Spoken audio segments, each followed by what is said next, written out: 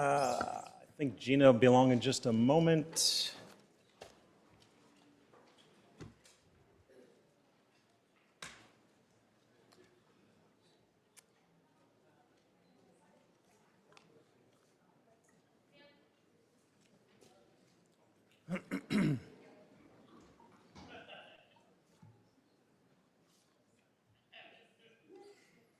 Okay, thank you.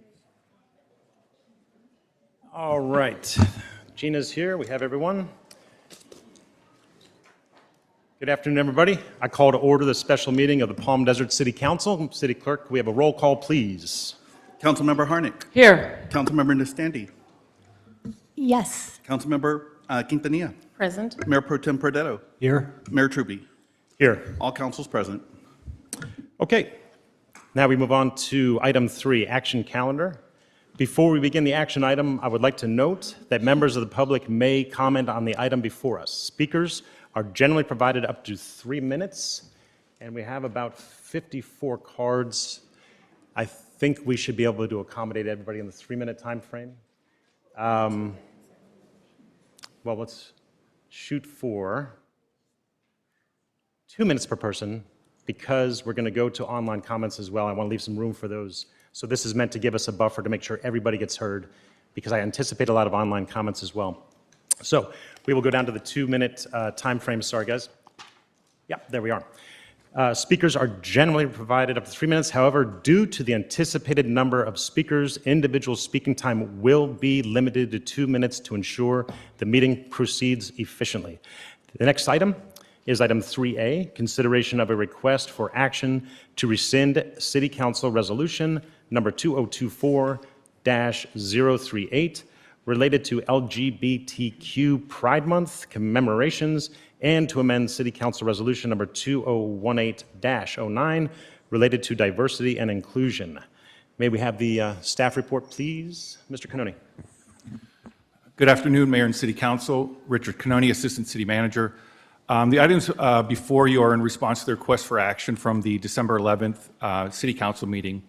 At that meeting, staff was directed to return with 2 action items: an amendment to Resolution 2018-09 to emphasize shared community values, and the rescission of Resolution 2024-38. Those items are attached in the staff report, and with that, staff has also prepared 2 resolutions for consideration, and I'll wrap it up from there. Perfect. Got it. Ms. Harnick. I'd like to suggest, looking at these, we have 2 resolutions. It may be in our best interest to bifurcate the 2 and take them one at a time, and I would turn to the city clerk perhaps. If it's not a great idea, I'm open to that, but if it might be more expeditious and more I would productive. recommend not bifurcating the item Okay. until after public comment, and if there is a need to bifurcate because of the vote, then to do so after. Okay, thank you very much. All right, thank you. So, given the nature of this item, the City Council will take public comment first, followed by council questions and discussions. And I just want to read a little bit, since we have an unusually large crowd today, a few things about how we expect things to proceed. So we're talking about decorum and civility. And we respect and appreciate members of the public for taking the time to share their comments today, and we want to ensure that everyone is able to speak and be heard. Wait, excuse me one moment. Can we? Okay, I guess there's a place for everybody, hopefully. Yeah, thank you, guys. Perfect. Okay, thanks, Jen. We respect and appreciate members of the public for taking the time to share their comments today, and we want to ensure that everyone is able to speak and be heard in a respectful environment. I ask that the audience refrain from clapping, booing, or otherwise reacting during a speaker's comments. If members of the audience wish to show support for a speaker, we ask that you do so silently by raising your hand with an open palm. Thank you for your cooperation. So, I will now open the floor for public comments on this item. And what I'm going to do today, which is a little bit different than a typical meeting, I'm going to call the names out 1, 2, 3. So kind of like, or actually, I'll just call the first 2. And this way, the second person understands that they're ready to go and we can kind of expedite. They can sort of be waiting in the batter's box, if you will, and we can kind of expedite things that way. So the first speaker card I have is for a Mr. Jacob Frick. And if you would, when you come to the podium, please state your name and address for the record. Sure. Jacob Frick, 48420 Tarina Court in Palm Desert. So I am Jacob Frick, and I'm a gay retired physician from Wisconsin. And my husband and I have lived in Palm Desert full-time for the last 11 years, and I've always felt safe there until we heard Mr. Perdetto's proposals last Thursday. His first proposal would ban the display of the Pride banner on city property. My generation of the LGBTQ community grew up in an environment filled with homophobia. We feared separation from family, loss of jobs, violence, and hateful language. And overcoming the homophobia has required persistent efforts for 50 years. And the fact that I have to stand here today and speak to the council shows that we're not finished with this process yet. The Pride banner signifies commitment to supporting LGBTQ individuals worldwide in their battle against everyday homophobia. For queer residents and tourists, this proposal implies you're not welcome in Palm Desert. And even if these proposals don't pass today, significant damage has already been done. The second proposal would remove the word diversity, and I'm going to skip part of my prepared notes because I don't have too much time. Given the demographics of Coachella Valley, Palm Desert businesses could face repercussions if the city adopts the anti-LGBT stance. But there's really no need to change either resolution. Displaying the Pride banner won't harm anyone. And last I have to say, as a city taxpayer, it seems like this effort to banish Pride banners and the word diversity from City Hall is a colossal waste of time and money. Yet someone seems desperate to get this passed because we're hearing about this at a special meeting with short notice, only 2 business days after it was proposed. Thank you for giving me the opportunity. Thank you, Mr. Frick. We have next, I apologize, I didn't call the first 2 names. I'll call the next 2 names so everybody's ready to go. And thank you for honoring the hand wave to show your support. I appreciate that. Okay, second speaker, Mr. Paul Messink. And following that will be Eugene Williams.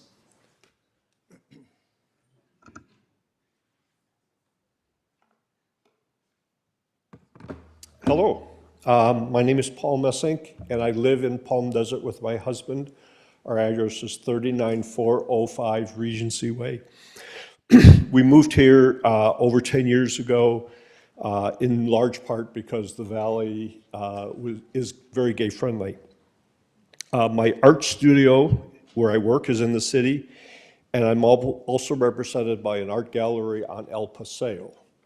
I've just finished a 4-year stint on the board of directors for the Arts Council, which is located here in the city. And I volunteer there about 50 hours a month. So I work here, live here, generate tax revenues for the city here, and volunteer here. And I feel like this is my home, and we have always enjoyed being in Palm Desert. We've never felt marginalized or discriminated against or unsafe until this week.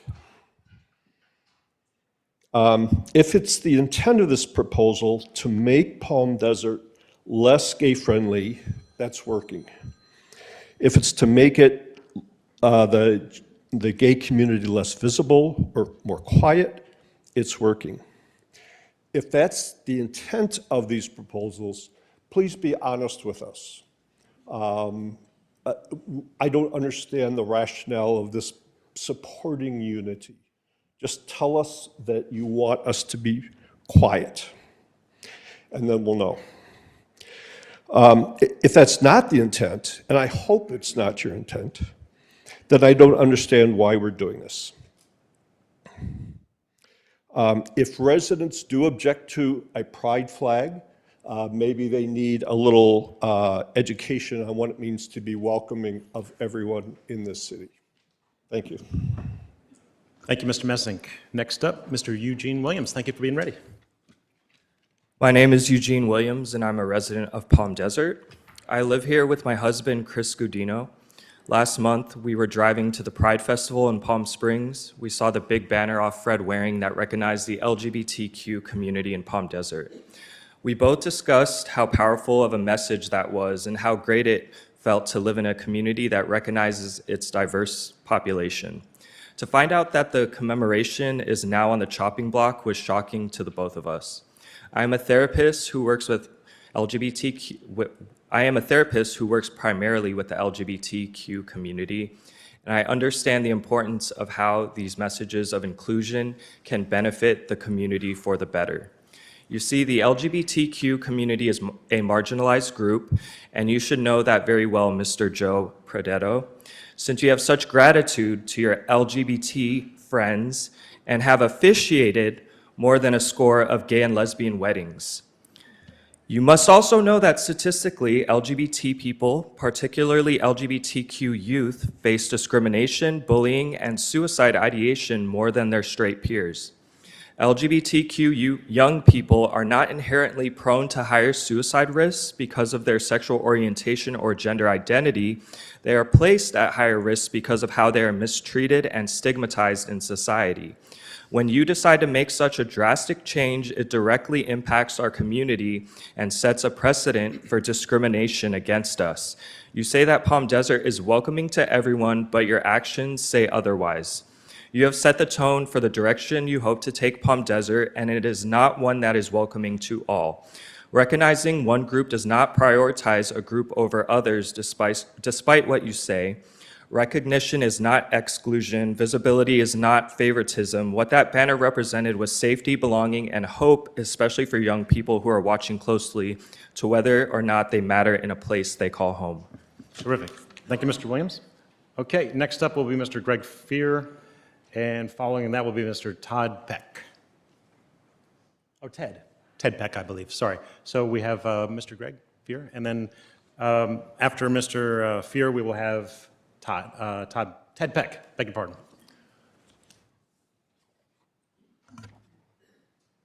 Good afternoon. My name is Greg Feiss. I've lived in Palm Desert for almost 8 years. I'm wondering why the proponents of this proposal want to move the city backwards in this manner. I just really can't understand why you're considering this. My wife and I have lived in Palm Desert for 8 years, and I've never felt the need to come to a city council meeting. The city has pretty much run itself, and very well, until now. Now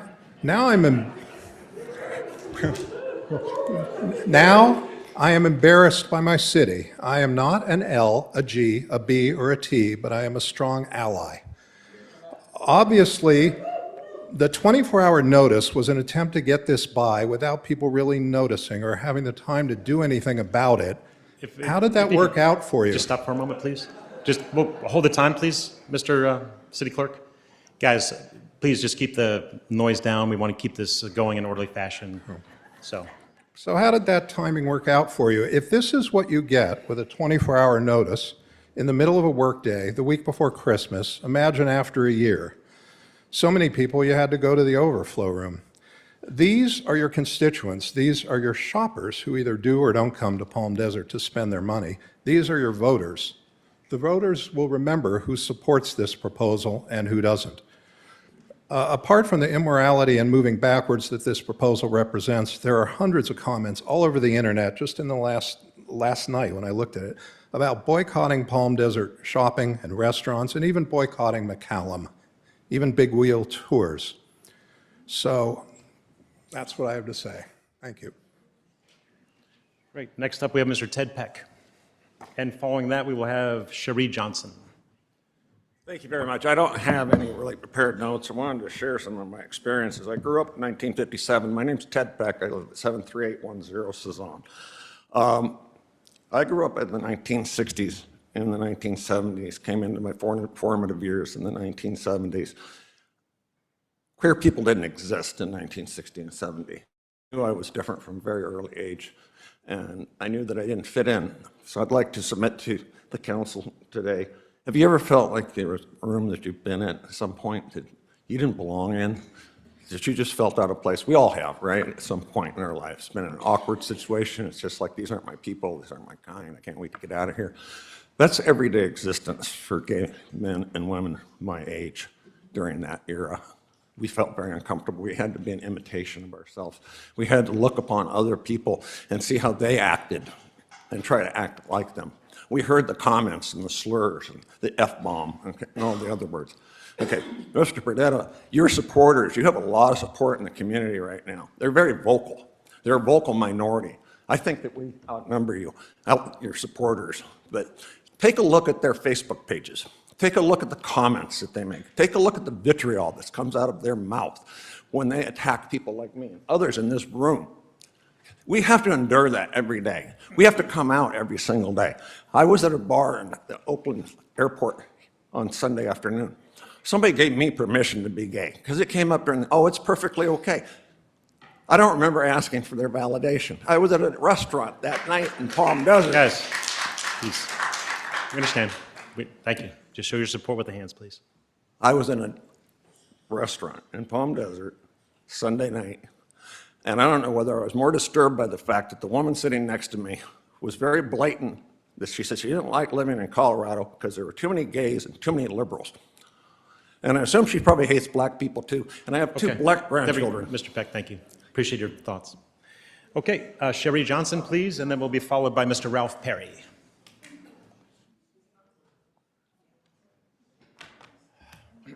Hi, I'm Sherry Johnson of La Quinta. The great sage Maya Angelou told us, when people tell us who they are, believe them. We believe you. We believe the 4 council members who nodded or verbally affirmed support to rescind Resolution 2024-38 and amend Resolution 2018-09 do not support Pride Month. In this fast-paced world of pocket-sized supercomputers, it is not feasible for any of you to claim you're on a learning curve with respect to gay rights and diversity.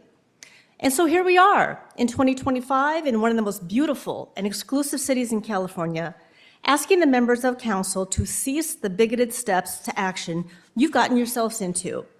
My friends, bigotry is expensive. Shoppers and those who fund many of your revenue sources will show you how expensive your decisions are. Now let me enumerate how we got here. Number 1, a few people called Mr. Pareto because they felt a pride flag made them feel unincluded. Last Thursday, supported by 3 other council members, Mr. Pareto gave staff a directive to provide council with a revised resolution. Mr. Pareto then claimed, number 2, Mr. Pareto then claimed the reason was because the LGBTQ community felt unsafe. Number 3, instead of exploring other options or even conducting a study session, the item was fast-tracked into a last-minute special meeting 5 days later, and here we are. Despite the safety claims, the public has not been presented with strategies to increase public safety resources. Despite claims this council action is strategy or policy, the public has not seen either. Instead, we seem to be witnessing special interests, bigoted interests, or of a small group of people attempting to weaponize City Hall. If you choose to be a bigot, that's a personal right. Do not involve the government in your personal choices. If you want to be a bigot, use your own money and time, not the government's. Thank you, Ms. When Johnson. people tell you who they are, 2 minutes. believe them. Thank you very much. Okay, Mr. Ralph Perry, followed by Mr. Tom Bogle. Good afternoon, everyone. My name is Ralph Perry at 39240 Desert Greens Drive East, Palm Desert. Okay, so I've been living in Palm Desert for 11 years, and I've been a city volunteer in Parks and Rec for almost 5, and I really enjoyed being a volunteer. It's been a great time. However, I stand against this action against pride and gay rights in the United States of America. This is hurting residents and will hurt the city's bottom line. We have heard reports that people will not spend another dime in Palm Desert. Will folks want to live in a city that's against the gay community? Anyone who votes yes on this proposal will find themselves unable to get reelected. This proposal will have disastrous effect on any politician that supports it. So, question, has Palm Desert shown itself to be against the gay community? Thank you. Thank you, Mr. Perry. Next up, we have Tom Voigt, V-O-G-T, I think. Yeah, sorry. Followed by Emily Voigt. Tom Vogt, and I'm a resident of South Palm Desert. Really disappointing that I have to come and speak on this today. This decision does not reflect on who we are as a community. The pride flag is not about politics, and this is where I think you got it wrong. This is about not spewing your hateful dialogue, but being inclusive. You have no idea the hornet's nest that you have just opened up. You have no idea how far we are willing to go. You have no idea how hard we are going to organize and we are going to fight. That fight, Evan, you're going to see that sooner than most, right? Because this is enjoy your last time here because, well, this is going to be it for sure. This is complete political suicide. The pride flag is about people. It represents neighbors, business owners, taxpayers who know their city sees them and values them. It's about inclusivity, and inclusivity isn't just a slogan that you just slap around. It's a responsibility that you as council people need to take. I have no idea what you were thinking when you went down this path. On the Joe Rogan report last night, Jeff Rogan, Joe, you said pride isn't working. What the hell does that even mean? Pride isn't working. Where do you come up with this? It's just shocking.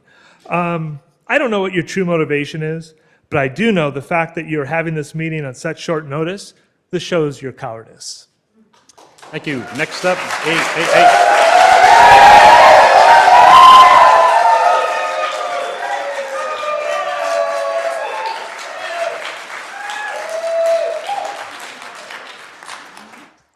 Oh, sure, make me Oh, go hold after on. my Emma- husband. Emma, just give me Go one ahead, moment, Evan. please. Thank you. Hey, just so you know, with outbursts like that, we do reserve the right, because we want to keep an orderly meeting, to give a warning. Other tools at our disposal is to clear the room for like.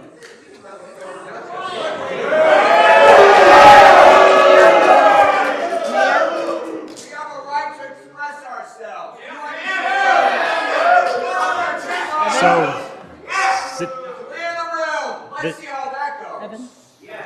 Evan, can I say something about this? let's just listen to Ms. Vogt and get her words in. Thank you. I would like to take just one quick second to say this is a practice. This has been done in the past. This is not only on this issue, and it's not something that the council normally does, but it has happened in the past. And I know this from experience last year. We want to have these conversations. We do ask that the lower we keep the noise, the more respectful it is so we can get everyone heard. We don't want to go to that extent. We ask that you do this as quietly so we can get through this. It's not just today. It has happened in the past, and we don't want to have to stop the meeting. Okay. Thank you. Thank you. Okay, Ms. Vogt. Okay, and with that, I'm Emily Vogt. I've lived in South Palm Desert for the last 14 plus years, and I'm here to tell you that I think this is completely unprofessional to schedule such a controversial topic with barely 24 hours notice and in the middle of the day.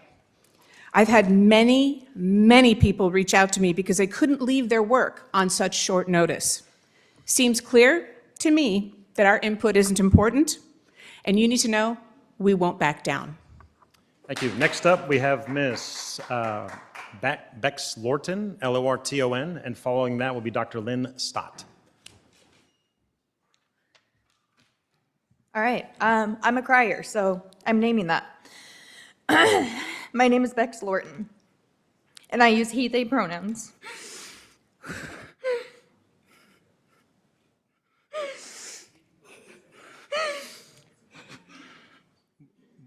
Would you like to come back later No. to finish your time? Okay. I've called Palm Desert my home for the past 11 years. And I've proudly flown a rainbow flag outside my home for years. I also work at the LGBTQ Community Center in Palm Springs, and in the past year, we hosted 2 LGBTQ+ events at the Palm Desert Civic Center Park. More than 80 people attended, and they felt welcomed and safe.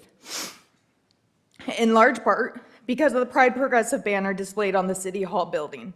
However, even with that, we still had to be mindful and cautious to not have our own flags visible at the events, to avoid calling attention to ourselves within the park, to keep our community safe from Palm Desert residents. Because actions like this proposal have given Palm Desert residents the power to treat us as less than human. You have encouraged this hateful behavior from those that don't accept LGBTQ people as human beings and as we are. Palm Desert does not always feel safe or welcoming for the LGBTQ plus community. As one of the more conservative leaning cities in the Coachella Valley, marginalized communities already feel less accepted here. You just reinforced that tenfold.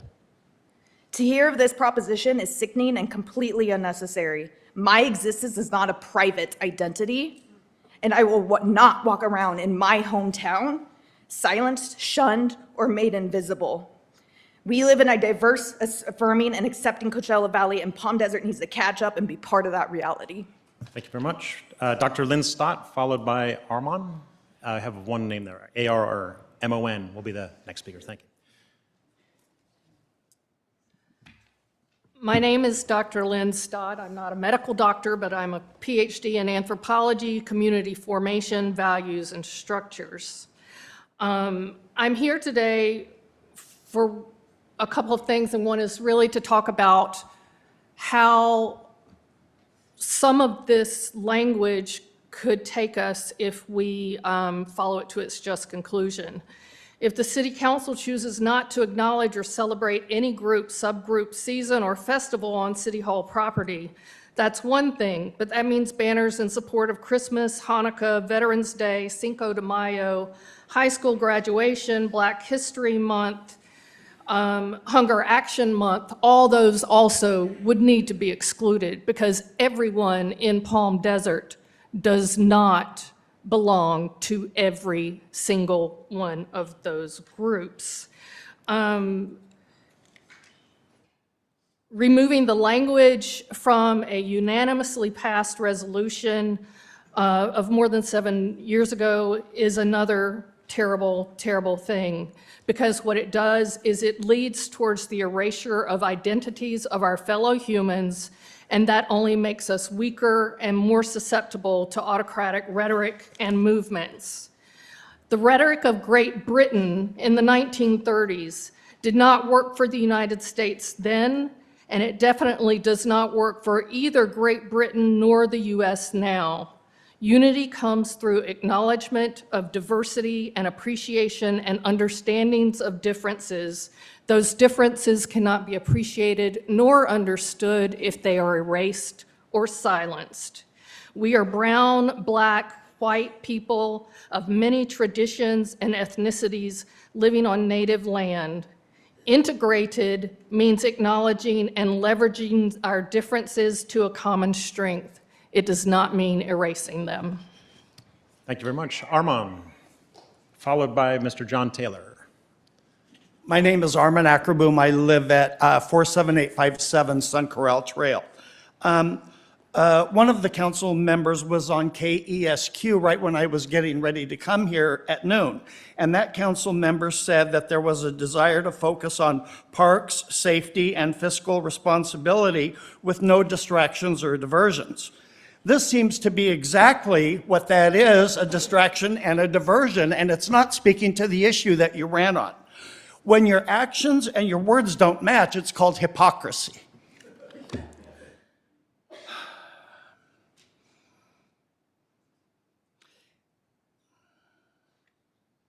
I'm going to take a minute to share some personal experiences because in spite of my youthful look, I am old enough to have experienced some stuff. When I was a sophomore in college, I wanted to join the Army. I wanted to be a language translator. I'm good at languages. I would have done a hell of a job for my country. They said I qualified for 125 different jobs in the US Army. The last question in 1977 was, and I'm going to delete the expletives, I was asked if I would rather suck a blank or a blank. I decided that I would not serve the U.S. Army. Later, I grew up in a very religious household. I thought I would work for Wycliffe Bible Translators and translate the Bible into another language. The only question I was asked about my thoughts is if I had ever had thoughts about having sex with another man. They didn't ask me if I've ever committed adultery or cheated on my taxes or if I've ever maligned someone. They had one question. It was mind control, and it was wrong. Those of you who have no sin, raise your hand and identify yourself. Thank you, Mr. Amon. Appreciate it. John Taylor, followed by Luis. I don't have a last name, though. Hi, I'm John. I don't live in Palm Desert, and I don't have a husband. Seems like everybody in Palm Desert does. I'm wrapped in the pride flag, and I'm wrapped in the love of the Coachella Valley and the community. I broadcast worldwide on KGAY 106.5 and 92.1 radio, and we stream all around the world. And I hear from people who live in places where it is not accepted being gay, where it may be illegal to be gay, where it may be punishable as a crime to be gay. And I hear from those people that, listening from their vantage point, it's inspiring when they hear about what happens in the Coachella Valley. Today they heard about something different happening in the Coachella Valley, something that we are not proud of, and Palm Desert needs to get with the program with the rest of the Coachella Valley, because we love Palm Desert and we love our LGBTQ plus people. We love our allies. Believe it or not, I was raised by straight people. 2 straight brothers, football, horses, all of that. Obviously, it didn't take. There was diversity within my own family, but I had the love of my small unit in my family, and I learned that I could live in a place where I had the love of my community. And living in Palm Springs, Cathedral City, you know that feeling. You get to wrap yourself in that love every single day. And I want Palm Desert to just ditch this dumb idea. I'm sorry to call it a dumb idea, but it needs to go. We need to move on, and we just need to go to the light and the love. Thanks. Thank you, Mr. Taylor. Next up, we have Luis, followed by Emily Rubin.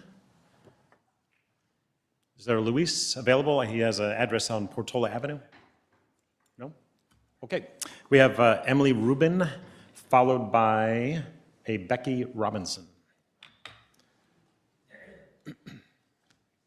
Good afternoon, council members. Thank you for allowing us our public speaking opportunity. My teenage daughters forced me to come today.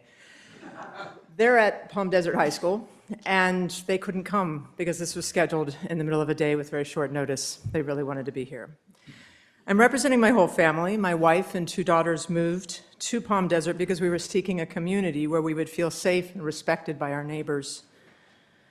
Although we've lived in California for most of our lives, we've spent several years living in another state where we didn't feel welcome or secure.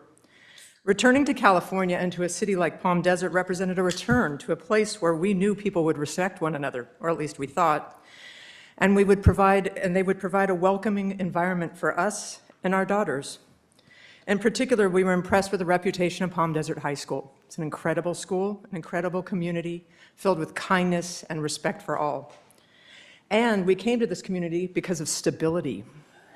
The proposal to take away or rescind the recognition of Pride Month feels like a step backward from what drew us back home to California. Changing policies that were designed to create a sense of trust and safety is unstable. That feels like an unnecessary signal of exclusion. Having Pride Month meant that my family was seen and accepted here, but by removing this, I feel like we're being told, once again, remain hidden, remain silent. This is not a strong community's decision. And for a community that is supposed to be welcoming to many outside visitors, it's what our economy relies on, changing a positive policy like honoring Pride Month will likely change this vibe, bringing unnecessary negative attention to this community. There are lots of choices in the Coachella Valley, and we just blew it. Please change your mind on this. I respectfully urge the council to maintain Pride Month in Palm Desert and to continue fostering a community where all families know they belong. Thank you, Ms. Robbins. I beg your pardon. Thank you, Ms. Rubin. Next up, Becky Robinson, followed by Raymond LaFleur. Mr. Mayor, council members, my name is Becky Robinson, and I live in Cathedral City, but my money visits Palm Desert often. My glasses are from Moleskis. I'm going to get my hearing aids from Here USA. I go to the McCallum. I was there last Sunday. I'll be there again this coming Saturday. But I need to tell you, I have never stepped in Hobby Lobby, ever in my life, and I never will. I have never stepped in Walmart. I have never ordered anything from Chick-fil-A. And right now, I don't go get gas at Arco, and I don't go into Target, and I will never buy a Tesla. But if you guys decide that you want to do this, I will also never buy anything again in Palm Desert. This is wrong. We all need to stand for equality. We don't need to start dividing people. Our president is doing that enough. Thank you. Thank you very much. We have Raymond LaFleur, followed by Daniel Mosavada will be next up beyond Mr. LaFleur. Thank you. My name is Raymond LaFleur. I'm an advocate for the gay community in the greater Palm Springs area with a social media group of 17,000 members across the valley, including several hundred right here in Palm Desert who are full-time residents. Mr. Perdetto, my group is normally a very busy group on a normal day. The past 5 days, you've made my group pure hell. With a torrent of concern, worry, and visceral reaction my community's had to your proposal. Bluntly, you have caused tremendous pain. You mentioned that our identities need to be private. Private? I haven't been in the closet since the 1970s. It's tantamount to saying we need to all go back in the closet. Is your identity private as a father, as a husband to a straight cis woman? Then why should mine be private? One member responded, when my husband and I drop our 2 kids off at school, how do we keep that private? Another member said, when we celebrate our anniversary at Eddie V's next week, how do you suggest we hide who we are from the bigoted couple sitting next to us? Drop this proposal. End it today. Stop the hate. You've already incurred a lot of damage, reputational damage, and that's going to continue in a big way to levels you probably can't even conceive of. Please stop on behalf of the entire gay community. And I realize I'm targeting you, Mr. Perdetto, but Mr. Truby, we know you are a big part of this. Okay. Stop. The 2 minutes is up. Thank you, Mr. LaFleur. Next up, we have Daniel Mosqueda, followed by Sean Harrington. It's Daniel Mosqueda. I live at 43907 Carmel Circle. I would have walked here, but it was really hot. I've been here for 3 years, and if you ever have dinner in Palm Springs and you say you live in Palm Desert, they frown, they roll their eyes. But I've always said it's been better. We have a better Trader Joe's, and we have a better Los Consuelos. So I love Palm Desert, and when I live in LA, like that's where I came from, so I fill my house with guests all the time, and I always insist on spending money in this town. So what you're gonna see is you're gonna see the pink dollar dry up completely. I don't know if I vocalized it, but I'm very much against both of your amendments. So the other thing I want to talk about is, Joe, you seem to be the face of this, that you brought it up.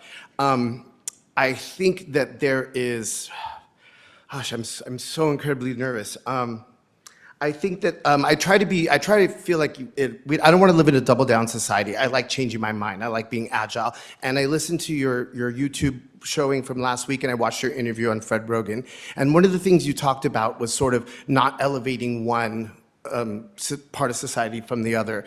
And, you know, I think about, like, I spend every day in this park exercising and walking my dog, and there's a Holocaust survival memorial that's beautiful and gorgeous. So is that highlighting one group or another? Are you going to say that we need to get rid of that as well? So if you brought up the fact that there's a lot of violence about LGBT people happening, and you don't get rid of domestic violence by getting rid of marriage, you don't get rid of Hanukkah because of anti-Semitism, and you don't get rid of Pride because of anti-gay violence. So the last thing I just want to mention, the pink dollar will have a huge impact. If you don't want to see the McCollum with the Spirit Halloween on the top, you really need to, like, make sure that this doesn't happen. The last thing I'll mention, Joe, I'm in walking distance. If you ever want to have a coffee, a beer, an iced tea, a ginger ale, come by. I'd love to host you. Thank you, Daniel. Appreciate it. Mr. Sean Harrington, followed by Gary Nichols. Thank you. My name is Sean Harrington, 35933 Wallace Street. My husband and I invested in Palm Desert by purchasing our full-time home in 2024. Until the Mayor Pro Tem's recent action, we've experienced Palm Desert as a diverse and welcoming community. The Mayor Pro Tem has stated that it is not necessary for the city to highlight one community over another, and that principle deserves careful examination. Because when applied consistently, it does not support the recommendation before you. If the city's goal is truly to avoid highlighting one group over another, then rescinding resolutions 24-038 and 2018-09 would require far broader action. Consistency would demand withdrawing funding, rescinding proclamations, and ending city sponsorship of other long-standing recognitions. To be clear, I do not support eliminating any of these recognitions. I raise them as a governance point. I raise them because selective neutrality is not neutrality.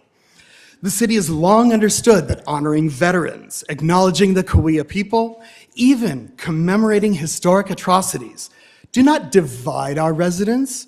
They reflect our shared civic values, and singling out LGBTQ recognition for removal contradicts that established practice. This matters because LGBTQ people like me have long been used as a political wedge. Proposals framed as eliminating DEI frequently generate headlines instead of consistency. So let's evaluate the matter using the Mayor Pro Tem's own campaign platform. On economic growth, actions that signal exclusion carry proportional risk. Public safety, we've already established LGBTQ people are at risk. And fiscal responsibility, the special meeting in which we currently sit consumes valuable city resources which are better utilized elsewhere. Thank you. Thank you, Mr. Harrington. All right, next up is Gary Michaels, followed by Rex Ortega. Hello, council members. My name is Gary Michaels, 590 Camino Caledad. Merry Christmas. It's always such a great time for spreading cheer and goodwill towards your fellow residents. You have certainly ignited a war against a simple banner and gesture that supports the LGBTQ community. And in Coachella Valley, which is the largest LGBTQ per capita in the country, with tens of thousands of LGBTQ visitors coming, with a spending power of $1.7 trillion nationally and worldwide spending power of 4.2. And why? I've heard the word transparent, and I do think it's important to be transparent because any one of you, specifically two of you, any one of you can Google and research, and anyone in this room, and what comes up, the far-right war on pride refers to an observed increase in rhetoric, legislation, physical intimidation tactics by far-right groups and political figures targeting the LGBTQ community, particularly around Pride Month or Pride symbols. Do another Google search. This pushback aims to suppress LGBTQ visibility, rights, and participation in public life, sometimes through material policy changes and other symbolic gestures. So please be transparent, because it's very easy to do research and see that. We have supported, we've been proud of this community up until this point, and I don't feel comfortable if you move forward. There's one thing to do: immediately rescind it, and you issue an apology to the residents of Thank you. Coachella Valley. Thank you, Mr. Michaels. Rex Ortega, followed by Luann Thielke. I hope I got that right. All right, hopefully there's not a Rex here, but my name is Lex Ortega. Oh, beg your pardon. I was born and raised in this desert, specifically in Palm Springs. And anyone who is from this desert knows we don't only exist in city boundaries. We live our entirety of our lives in this desert. My padrinos, hello Nina, hello Nino, live in Palm Desert. I have fond memories of visiting them often and going to Mervin's and the mall with them and my god sister as a child. The first time I went ice skating was at the Palm Desert Mall. Yes, there was an ice rink there. My first cultural festival was a Greek festival in Palm Desert. The first time I went out dancing with my friends as an adult was in Palm Desert. Anyone remember Red 74? The first time I confessed to a friend I had a crush on her and got rejected was in Palm Desert. And the first time a stranger called me a dyke was here in Palm Desert. Mayor Pro Tem, have you ever been called a slur based on your identity as a straight cisgender white man? You say the city's policies are enough to show that Palm Desert is inclusive. However, as a teen and 20-something, I didn't know about who was on city council or what the city's policies were. But I would have definitely driven on Fred Waring and seen a banner that proclaimed that I had belonged if it had existed at that time. Now as an adult, I'm with the LGBTQ Community Center of the Desert. Not of Palm Springs, but of the desert. That's in our name. And we do host monthly programs in this city because it is Mid-Valley. Much of the programming that we've hosted is new within the past several years. And we have found very welcoming homes in some businesses. How did we find them? By seeing rainbow flags. I urge this council to reconsider the request for action today and reaffirm its commitment to residents who feel othered here. Based on some of the comments I've heard, which in effect amount to, yes, we are inclusive, but we just don't need to be loud about it. I absolutely look forward to seeing the city put quiet dollars behind supporting diversity and inclusion, seeing something, anything beyond the thin words, cowing to anti-inclusion voices. Don't get it twisted. The bare minimum has always been a flag or banner, and it seems Palm Desert can't even do that right. Thank you, Mr. Ortega. Appreciate it. Okay, we have Luann Thielke, followed by Michael Stafford. Good afternoon, Mayor and Council. Before I start, I want you to know that I have a very dear stepbrother who is gay and his partner and many dear gay friends. In fact, one who lost his husband last year is spending Christmas with us. However, my husband and I concur with the Mayor Pro Tem. After this, we don't think any banner should be on city property. We should have the American flag and the state flag, period. So after this, then what group is next? This is just the start, not the end. That's our concern. Where does it go from here? So we think just the two flags are perfect on our city buildings. Thank you very much. Thank you. Next up, Michael Stafford, followed by Susie Hauser. Well, Mr. Mayor, Council, my name is Michael Stafford. I live at 35429 Core Drive in North Palm Desert. It's interesting to follow behind the one and only person that's actually spoken out in favor of what you recommended. We've been here about an hour so far, and I've only heard one, so that should send you a message this is a bad idea. There's been a lot of cutback on diversity and inclusion since Trump won his second term, and this is another example of that, and it's wrong. It clearly is wrong. City government does not belong in dealing with anything with cultural war issues or wedge issues such as this. You need to be doing what you've been elected for, and to improve the quality of everyone who lives in the city. That's for everyone, including the streets, the traffic congestion, and trying to build a better tax base so we can continue to do projects like the new park up in the northern part of the city. What you're doing is really separating people and causing more division. Clearly, people have mentioned things about boycotts, so I'm not going to go into that, but I do want to highlight exactly to Mayor Pro Tem about your Rogan interview that you had yesterday. You know, you couldn't articulate why you're doing this. In fact, you really stumble all over yourself and really have no real clear reason why you're doing this, and I'm really surprised at that. If you really mean you want to do this, then why aren't you articulating the real reason that you're doing it? Look, just because there's a small minority that can't stand gay people and don't want any of us here doesn't mean it's the right thing to do. It's absolutely wrong. I strongly recommend that the council vote against this resolution in its entirety. You can end it today and end the bad press. Thank you very much. Next up, Susie Hauser, followed by Jason Byers.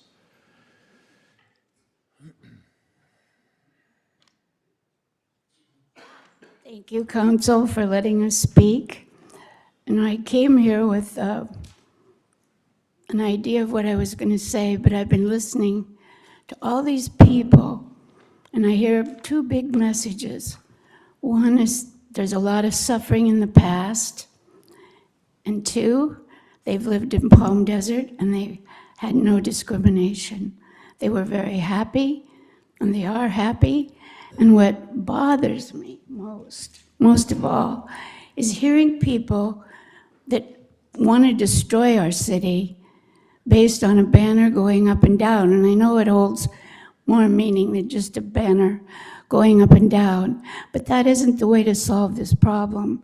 There's a huge distance between the proposal that has been put forth and the way it's interpreted or understood. And I think this needs more actual one-on-one talking instead of people coming up here saying we're going to withhold all our money from the city, punish the city.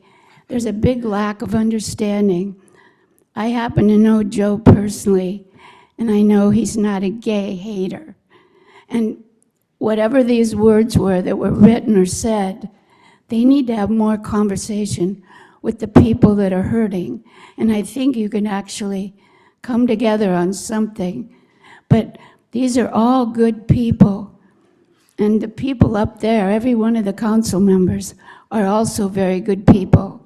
And threatening people and saying we're going to destroy your business or your character is not a way for us to solve this problem. The gay pride movement has helped so many people come out of literally locked closets, and they have a lot of compassion, and I don't want to see them turn into haters. All right. Thank you, Ms. Hauser. Appreciate it. Okay, next up, we have Jason Byers, followed by Kathy Webb.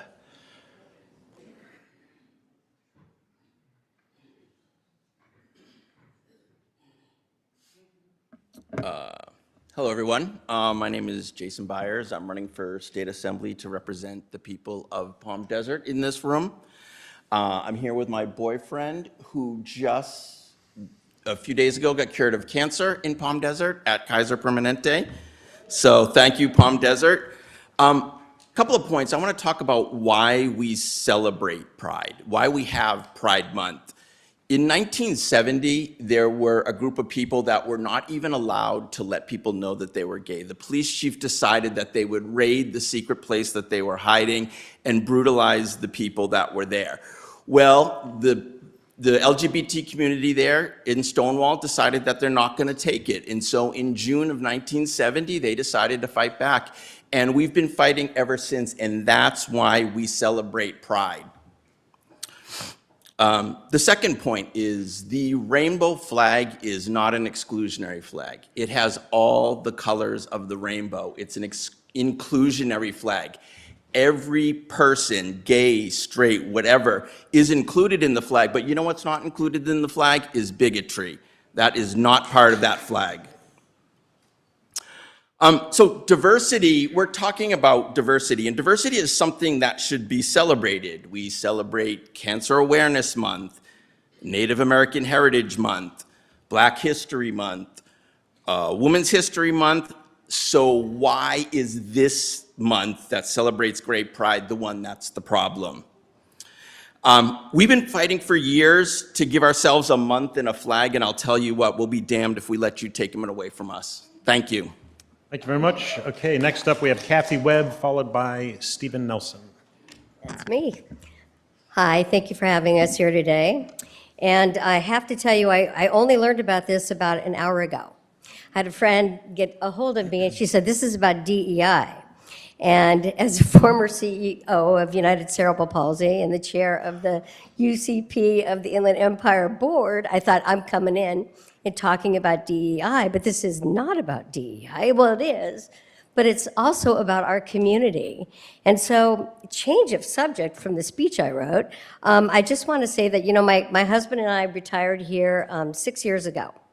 And we spent an incredible amount of time all over the state of California. I'm a native Californian, wanted to retire here.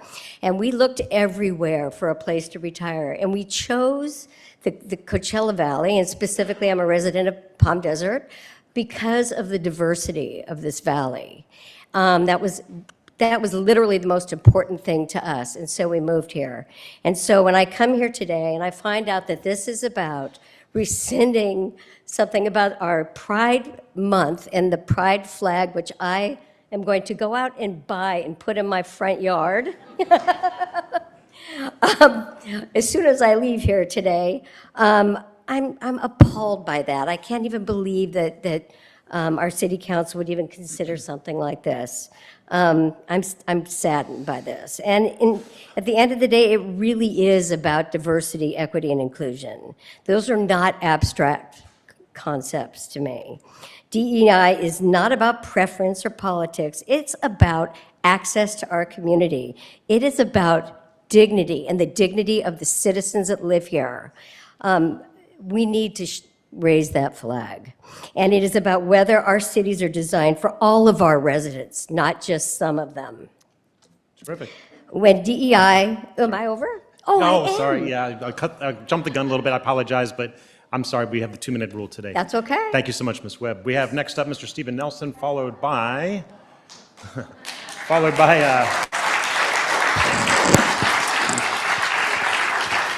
Stephen. So, 1 minute. Sure. Okay, we have Stephen Nelson, followed by Paula Jo Willis.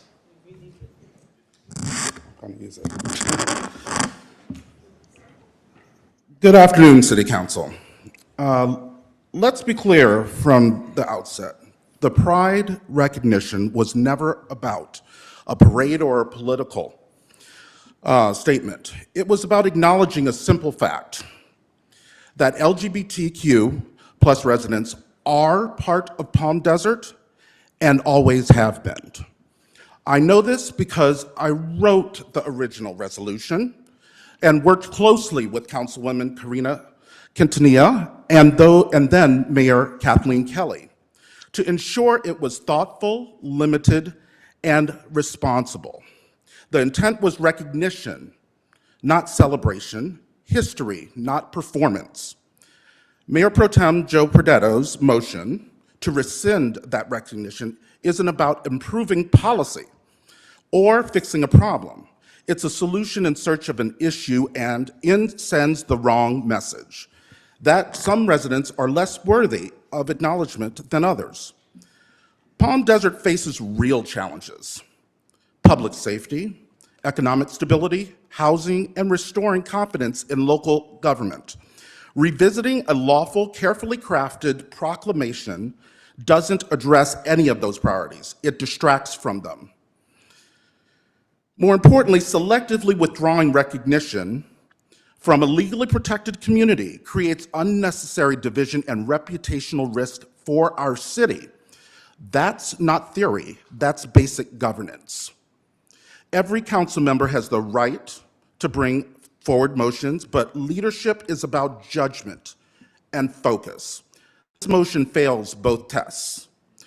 Palm Desert works best when it governs for everyone, not when it singles people out to score points. Thank you, Mr. Nelson. Appreciate your comments. Thank you. Next up, Ms. Paula Jo Willis. Then we have David Powell. Is Paula here? Paula Jo Willis, going once, going twice? No? All right, thank you very much. Next up, David Powell, and that will be followed by David Burrows. Well, council members, I'm David Powell, Executive Director of Desert Business Association, the Desert's LGBTQ Chamber of Commerce. Over 345 members, over 10% are within the city of Palm Desert.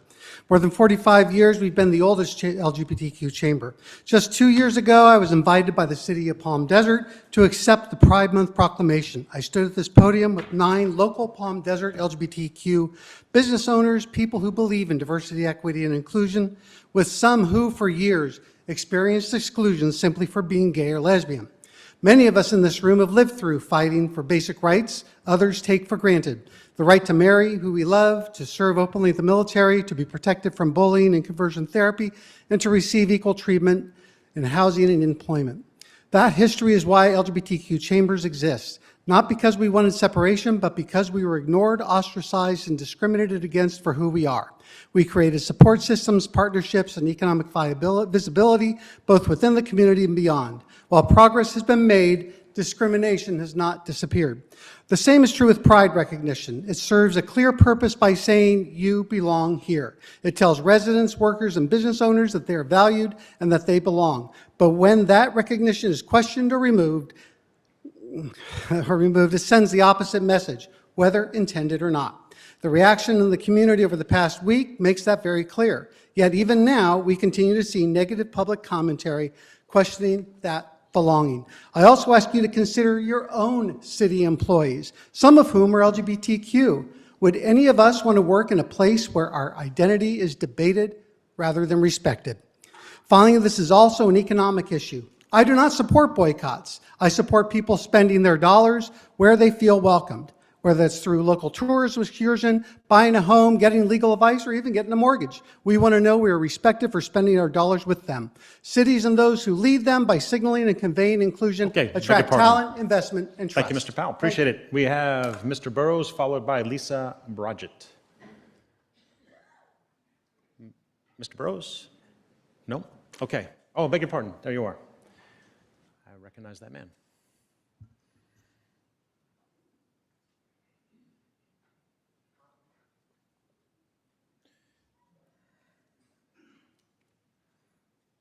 Good afternoon. My name is David Burrows, and I've been a resident here for 45 years. Unfortunately, I can't vote for any of you or against you because I live in Cooleyah Hills, which is in the county, in your sphere, but in the county. I was recruited to come here by Riverside County to be a special ed teacher, but then I moved into regular education at Washington Charter School, and maybe there's somebody who is here and I was your teacher. Anybody? You never know. It's a small town, but I was in the closet then.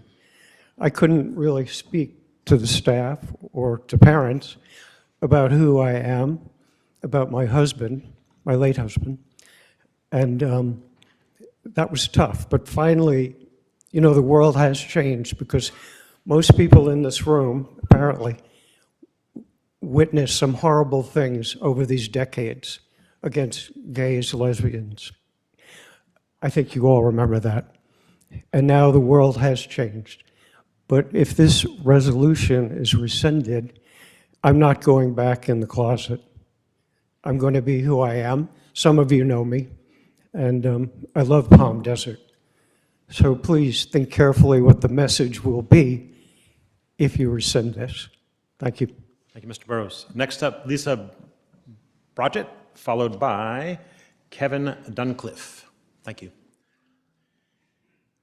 Hello, good afternoon. I live at 47970 Via Nice in La Quinta. I am not part of the LGBTQ community, yet I'm very disturbed and saddened here. I'm a heterosexual, generic-looking white woman. I've been privileged not to have experienced what many of these folks here live with. It shouldn't be a privilege. I care about all people, and this is why I'm here today. The proposal by Palm Desert Mayor Pro Tem Joe Prodetto, and supported by the mayor to eliminate the city official recognition of Pride Month and remove the city's Pride banner is not an effort toward neutrality. It's a short-sighted political maneuver that prioritizes grandstanding over local representation. The Pride banner is not an extreme political statement. It's a universally recognized symbol of welcome, safety, and inclusion for marginalized community members and their allies.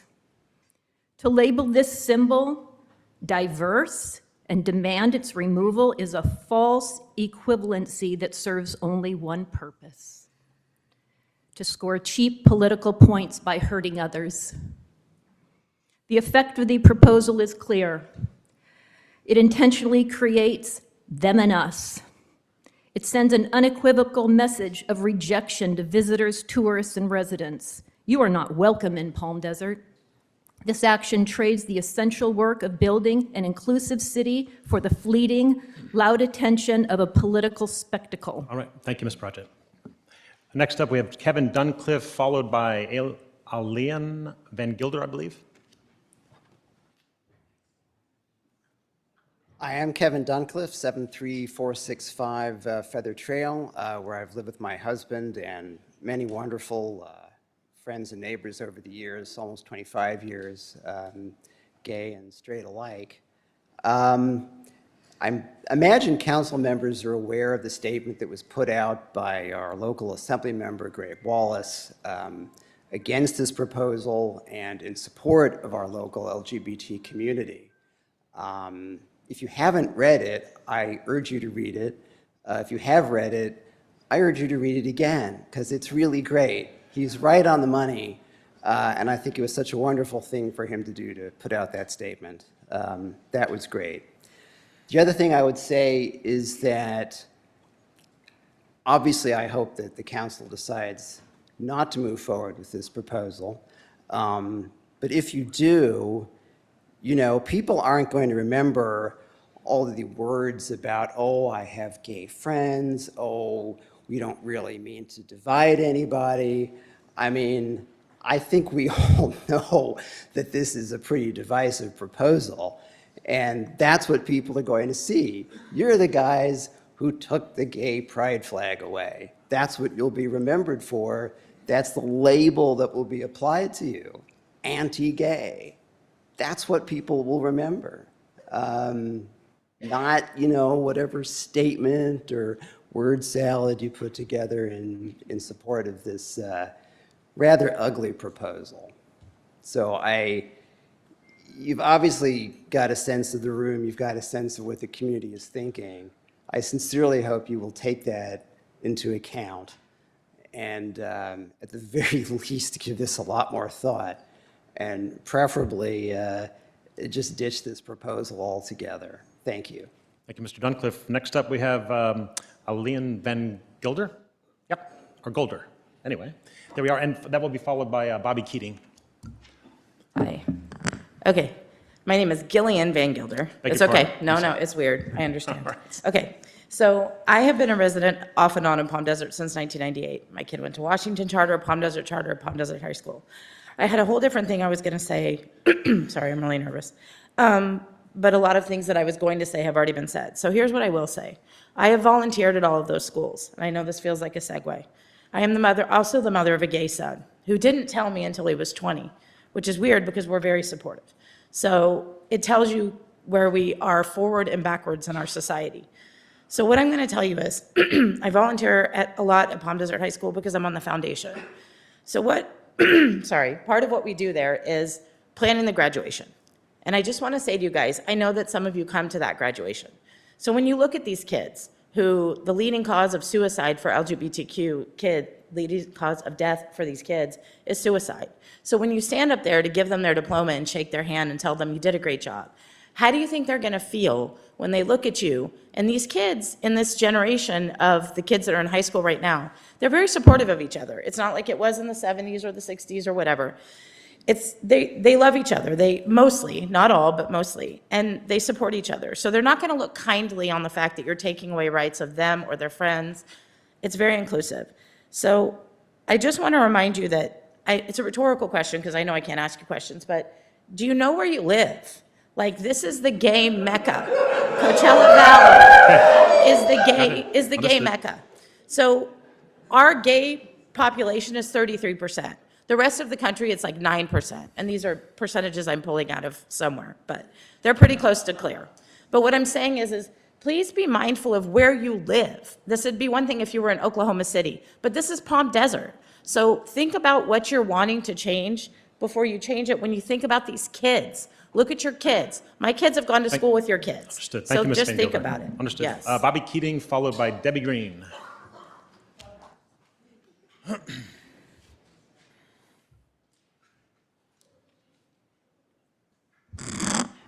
Good afternoon, Mayor, Mayor Pro Tem, members of the council. My name is Bobby Keating, and I'm a member of city staff and a proud gay man. And today I speak to you from my personal capacity, representing myself and my own experience on my own time. I want to begin by acknowledging that the stated goal of civic unity is one I share. However, I can assure you the path to getting there is not through the proposed action currently before you. Pride is often discussed in terms of hard-fought civil rights, which includes the right to marry, and that history is at the heart of what we celebrate. But Pride has grown into something more than legal milestones. It's also a celebration of visibility and belonging. If you've ever attended a Pride event, and if you've not, I sincerely invite you to, you would recognize the palpable sense of collective joy that exists there.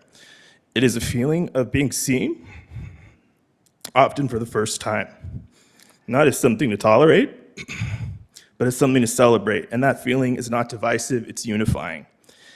And in that way, Pride is not unlike other civic or cultural observances. Christmas, for example, began as a religious celebration, but for many people, it also represents warmth, generosity, and togetherness. Pride, similarly, has evolved to reflect a shared belief that our differences do not weaken a community, but rather they enrich it. The city's existing resolutions already acknowledge that principle. Resolution 2018-09 explicitly affirms the Palm Desert values of all residents, regardless of who they love, and rejects discrimination and marginalization. Resolution 2024-038 built on that commitment by offering a modest, visible acknowledgement that LGBTQ+ residents, visitors, and workers belong here too. Whether intended to or not, rescinding that recognition sends a message that visibility itself is something to be withdrawn, and for people who have historically been told to stay invisible, the message lands deeply. Unity is not achieved by erasing distinction, is achieved by supporting one another within it. I respectfully ask you to uphold the city's recognition of Pride Month, not as a political statement, but to reaffirm the values this council has already adopted: dignity, inclusion, and a community where everyone knows they matter. Thank you. Thank you, Mr. Keating. Awesome. Debbie Green, and followed by Bill Holzhauer. Oh, yeah. And if I've called your name, like for Bill Holzhauer, you're welcome to come on up towards the front, and just so it's not such a long walk to do the speaking. Thank you. Thought we'd be taking a bathroom break, but since we're not, welcome and thank you for being here, Mayor, Mayor Pro Tem, and City Council members. My name is Debbie Green. I'm a Palm Desert resident. My husband and I moved here 4.5 years ago. I have spoken in the past working on getting this resolution passed, and was very happy to see that it was passed. I was here Thursday when you made the comments and was shocked that I actually heard it in person. While I'm surprised and not surprised about the reason we're here, I'm not surprised about this issue, as I've addressed it before regarding Janet Evans' comments in the past regarding Pride. I am surprised that the newest City Council representative decided to support the bias of other members. Joe, you can spin this any way you want, but the bottom line is that your comments throw DEI initiative backwards again. In a climate where the majority of white, straight males, who are the only group not being marginalized in this country right now, this is appalling. Saying you officiate gay weddings but not support Pride is like saying, I don't see color, or I'm good with gay people, I have a gay neighbor. It's like saying, I'm kind of pregnant. Either you are or you're not. As a former public educator, I witnessed students and staff alike who feared that they would be exposed for who they are. A witch hunt for gay teachers caused one of the best teachers I ever taught with to leave her job out of fear. I had students come to my classroom, middle school students, who knew that they could share what their fears were with me, that I would not out them and expose and hurt them in any way. I am so proud to say that many of the students that I had, who are now adults, share with me on Facebook pictures of their spouses and or their partners and are very proud of what they're doing, and I am so proud of them. I have asked this city to be recognized as a sponsor at the Harvey Milk Diversity Breakfast, and we still are not represented. All the city council members who support this should really think about why you should be elected when you clearly do not represent all your constituents. Thank you. Thank you, Ms. Green. Next up, we have Bill Holzhauer, followed by Douglas Stewart. Hello, my name is Bill Holzhauer. I am a former resident of Palm Desert, and I had prepared notes, and I'm going to jump to the part that I think is the most important part. We should remember that pride and equality symbols do not represent only the LGBTQ plus individuals. Allies, I will say that again, allies are the most important part of these symbols. Our allies are our parents, our siblings, friends, faith leaders, veterans, business owners. They stand alongside the community and say, you are not alone. The equality message belongs to everyone who believes in fairness, respect, and shared humanity. Palm Desert has always prided itself on being a welcoming, forward-thinking, and community-driven community. Taking down symbols of inclusion risks sending the opposite message to residents, visitors, and future generations who are watching you lead. I urge the council to ignore this. And on a personal note, a lot of people think being gay is a choice. I'm going to share a personal message with you in a public forum. I am a multiple sex assault victim from my natural father, from a scout leader, and a group of cis gay men who gang raped me. It is not a choice. A choice is to exclude people because they seem to be different than you. I should have hate filled within my heart for what I've had to go through, but I moved to this valley because it was inclusive. Do not go backwards. Do not force me into that closet to only be taken out and brutalized again. Thank you. Your actions result in fairness. Understood. Thank you, Mr. Holzhauer. Next up, we have Douglas Stewart, followed by Melanie Goralnik. Beg your pardon.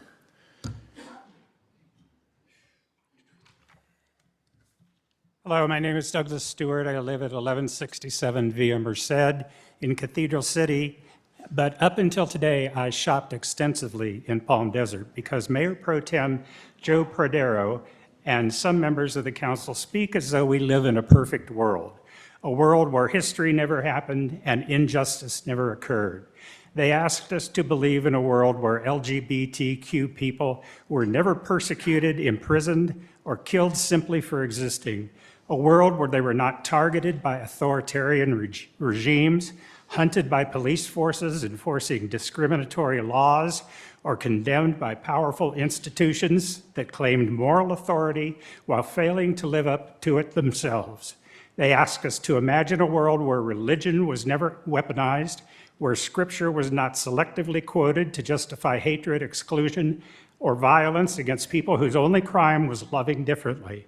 They asked us to believe in a world where hate crimes did not rise, where harassment did not persist, where LGBTQ youth were not bullied to the point of despair, where young people did not question whether life itself was worth living because of who they are. But that is the world we live in. That is not the world we live in. We live in the real world, a world shaped by these injustices and their lasting consequences, a world where progress was never freely given, but demanded by people who refuse to be erased, a world where visibility has saved lives and silence has cost them.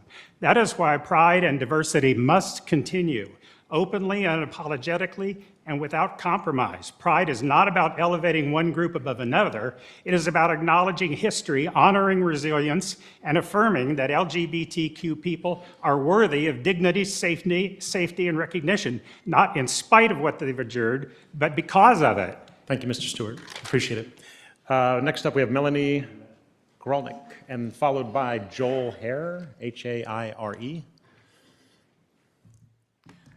Good afternoon. I'm Melanie Goralnik. I live in Bermuda Dunes. I'm here on behalf of businesses that are in favor of continuing to recognize the Pride Month and the Pride flag in Palm Desert. We have had a business here in Palm Desert for 40 years. Our values have been steadfast in support of LGBTQ community and diversity. And we feel to do away with that, with the celebration of Pride Month and the Pride flag, would be a mar on the shine of the city. I am concerned about what people will think, that they'll think twice about doing business here in this wonderful city should that recognition of Pride Month go away. In fact, I would feel inclined to avoid bringing my own shopping dollars here, and I stand here in all El Paseo clothes. There is a lesson to be learned if we look at the city of Huntington Beach and what happened there. There are calls to this day to boycott all businesses there due to the cancellation of the Pride flag, which was reported in the LA Times and many other news sources. Earl Hutchinson, talk radio host on 90.7 FM and founder of the LA Urban Policy Roundtable, has been very outspoken on the radio and in print about urging his listeners to boycott all of the businesses there. There are multiple social media groups such as Boycott Huntington Beach on Facebook and Instagram, plus a large following at hashtag Boycott Huntington Beach on TikTok. More than ever, especially this year, people are making their statements with their wallets. If you cannot see the value of supporting the rights of our LGBTQ residents and neighbors to not only exist, but to be seen and appreciated and celebrated, then please at least see that this change would be detrimental to our business. Thank you, Melanie. And your tax base. Appreciate Thank it. you. Okay, next up, Ms. Hare. And we have, following that, Craig Carlson.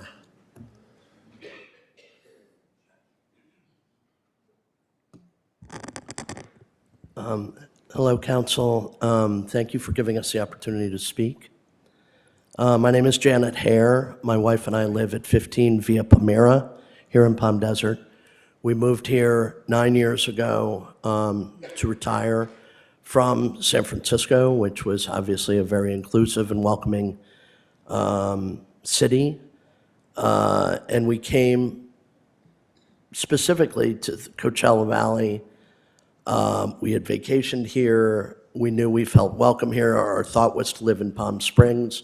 As we began to look for a home, we began to embrace living in Palm Desert instead. We have always felt welcome here. We have always felt safe here until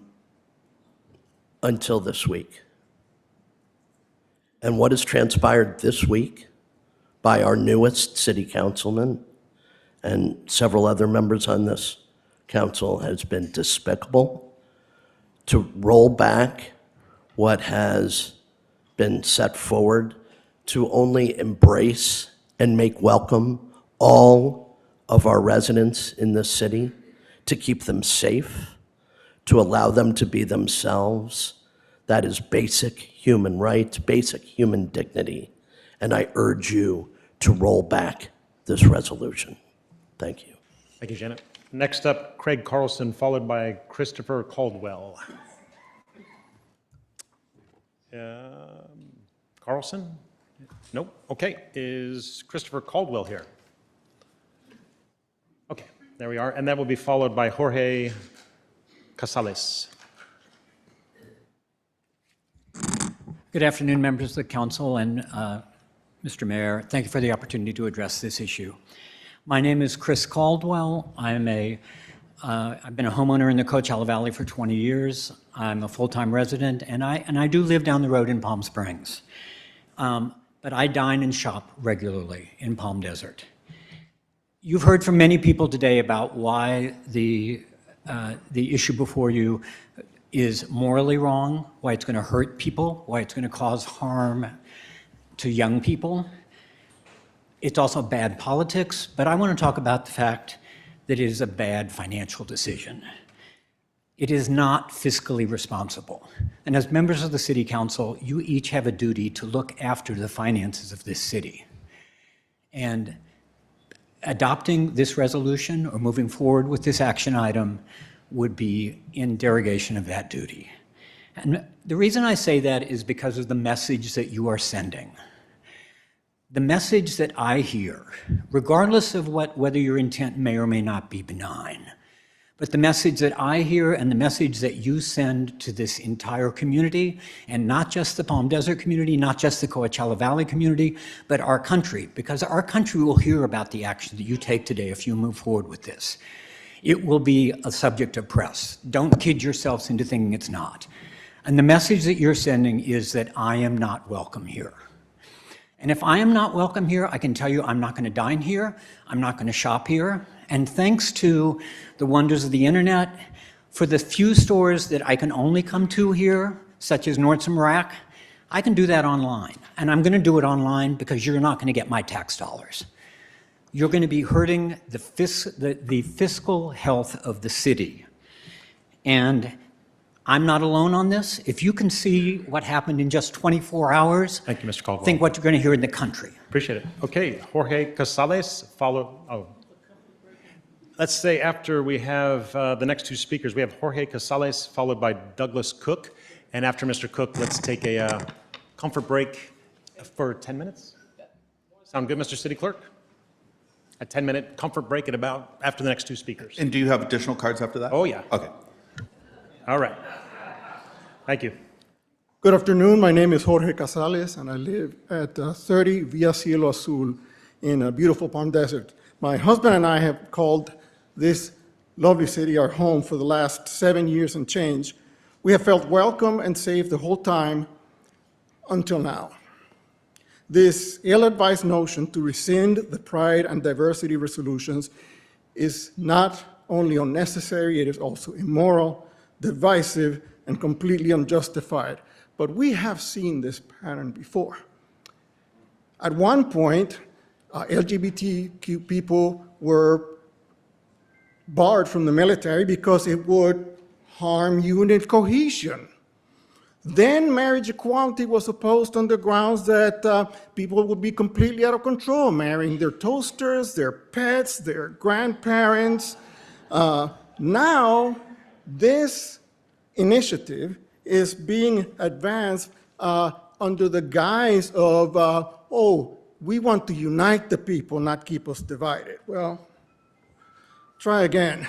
We are not going to fall for Orwellian doublespeak, thank you so much. We see very clearly that this is about silencing and erasing a marginalized community, and as you can see, that will not happen. Have a lovely afternoon. Thank you, Mr. Casales. We have Douglas Cook up next. No Douglas Cook? Well, I promised one more speaker. Let's do one more speaker before the comfort break. We have Oliver Lamb. No? Oliver Lamb, no? Okay. Next up, we have Alan Carvalho.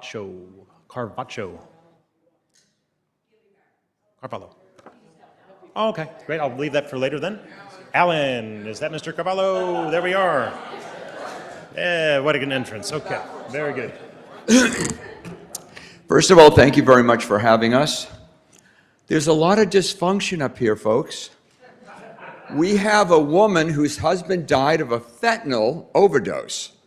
We have another woman who actually spoke against a Latina who is mayor and didn't support her going to a Latino leadership conference. We also have two men up here that are obsessed with gay rights. There's been a study that straight white men obsessed with gay rights may be gay themselves. I'm just reading statistics. And if it's true, we're here to help you. We're here to embrace the fact that you're struggling. We have been there before. We understand the struggle. For you to really be concerned about what we do privately, I can understand you're disturbed. Your wives are disturbed. Your family might be disturbed. I'm simply asking questions. How can you all say you represent the entire community, diversity, with racism, and being located in Florida instead of a resident here. And then two men, white men, Republican white men, who once again honor and respect our fearless leader, the Orange Demon. So I will tell you something. We're watching every single one of you. We are watching you, and we will make sure that we are not electing you again. And when you, who are so obsessed with the economic growth of this city, wait until you see what happened at ABC is going to happen in this city. Thank you, Mr. Carvalho. That brings us to the end of the first half. We will take a 10-minute comfort break. Does that sound reasonable? Yeah, very good.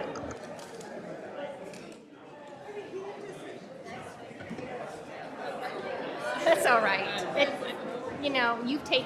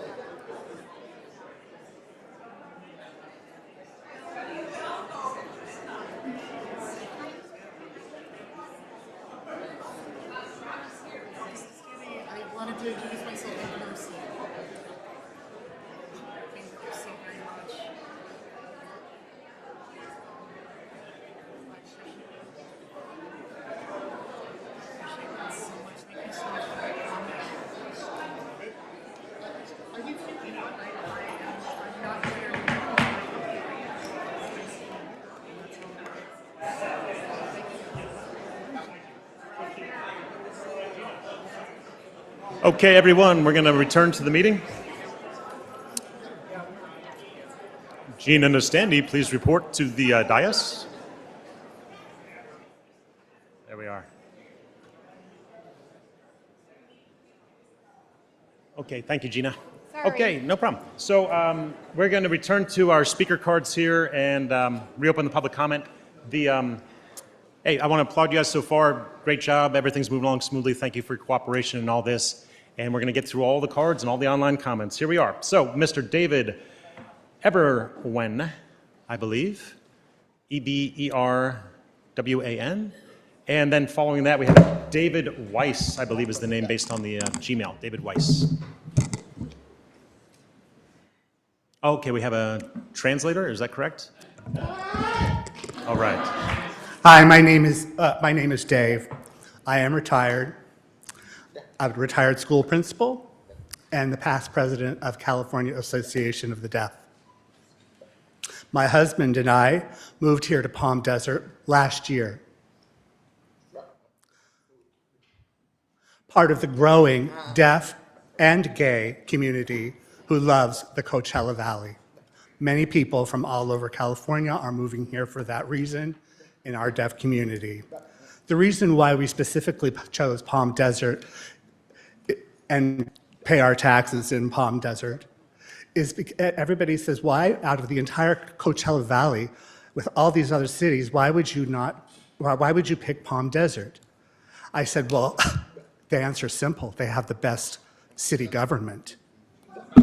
That remains untrue today. So you, Joe, and whoever else is on board with this, think about this. Revisit your proposal. Revisit it. It should never be visited again after this. You have an off-ramp. Withdraw this proposal now. Okay. And thank you kindly. Okay, just to be clear, Mr. Eberwan had 4 minutes if he chooses to use it, but it looks like we're complete. Okay, very good. We have a David Weiss, I believe, based on the email address we have. No? Okay, we are looking for a June Engblom, followed by David Toltzman. Is June here? Looks like she's on her way. Are you June? Yes. Terrific. Thank you.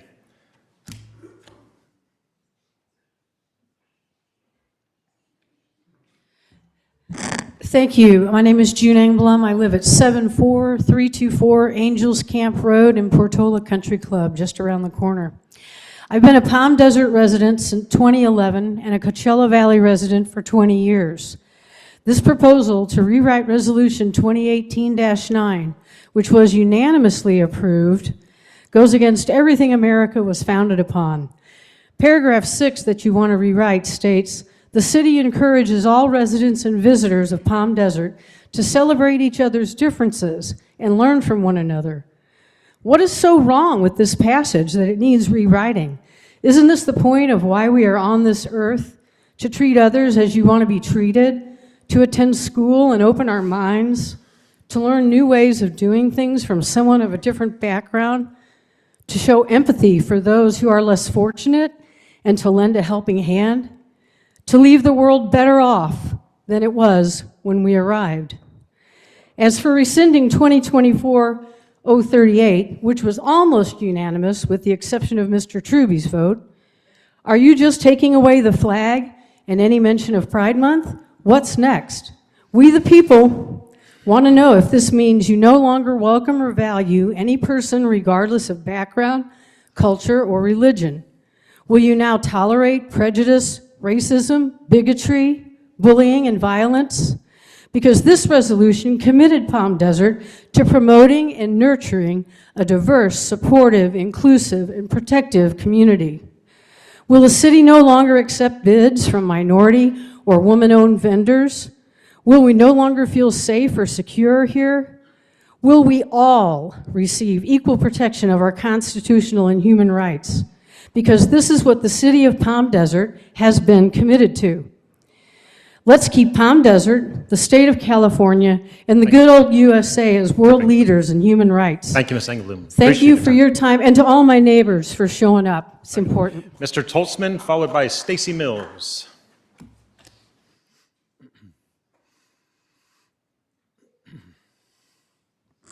Thank you, City Council, Mayor. I am David Toltzman. I've lived here for 10 years. I live at 72806 Bursera Way, Palm Desert. I am currently a member of the Cultural Resource Preservation Committee, and I'm president of the Historical Society. Also a member of the Coachella Valley Preservation. These are organizations I give my time freely to. And I don't know why I would want to give my time freely to these organizations if this is the city I live in. When I moved here, we were at the beginning of the short-term rental crisis. And we were here in council all the time. And that confrontation brought Republicans and Democrats and independents together. We all changed the direction of the city for that. And that has changed. We are more divisive than ever before. We know that, Joe, you've got your backing from MAGA.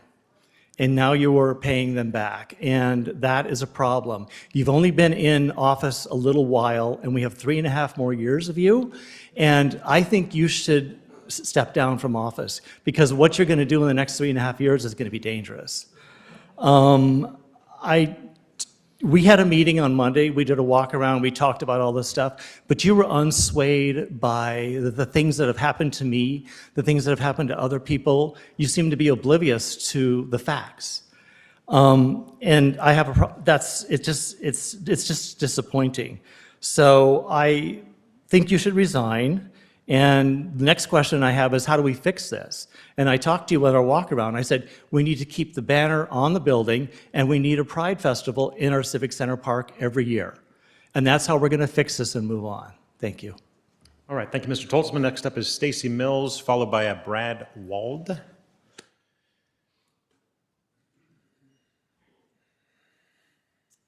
Hi, my name is Stacy Mills. I've lived in the Valley since 1964. My mom owned a shoe store on El Paseo, and I love this community, love it. I'm here, and I'm representing a whole community of people, to be truthful, that were afraid to come today because they knew that there was going to be tremendous opposition and possible violence, and which makes me sad. I'm sad that we're even in this position, that this community, because I love everybody. I love everybody. And I don't like any kind of bigotry towards the blacks, the Jews, the homosexual community, and I love people. But why are we in this position? I'm so upset that our city hall back 1.5 years ago put us in a position to where we even have to come, it's divisive. There are people who have different opinions about sexuality, and that's a fact. We know that's a fact. So why do we have to have a banner up that doesn't define you? You guys, I'm so sorry for the hurts I'm hearing. I am so against bullying and all of that. That is so sad to me. And we are not here to try and bully anybody. It's a special interest. And why don't we the Jews are going through tremendous persecution right now. Why don't we put a banner up for them? Why don't we put up a banner for colored people that have gone through tremendous? Okay, hey. All right. Anyways. All right. Okay, easy. We hear you. You made your voice clear. Thank you. Ms. Mills. Yeah, let's not make this lady feel uncomfortable, please. Thank you. Thank you. Anyways, I'm just here to say that and also it's not Gay Pride Week now, and the sign is up. Thank you. Okay, we have Brad Wald. Easy. Brad Wald, followed by Sheila Durkin. Opinions about sexuality? There's no opinions about sexuality. There's a reason they call it sexual orientation. You are born that way. I'm a gay man. I split my time between Indian Wells and Los Angeles. I'm a studio executive in the film industry, and I border Palm Desert, and I spend a lot of money in that city. If this is such an important topic, I was going to say there were two dissenting responders, but if it's such an important issue for the city, where is the passion from the people that believe in this? I mean, how many people have there been, like myself, in support of withdrawing this? This is bigotry packaged up with a bow. Pride recognition does not create division, it erases it. Just because there's a discriminatory administration in this country, that doesn't give you license here. Everyone has said it all. I hope today compels you to reconsider this. Decency should change your mind, but if not, get ready for the embargo. Thank you. Next up, we have Sheila Durkin, followed by Deborah, I believe it's Munson? Deborah Ann? Good afternoon, and thank you. And thank you to all of my friends here who have decided to act up. As one of the region's self-described foremost experts in local government, Joe, I think you've demonstrated very clearly that's not the case.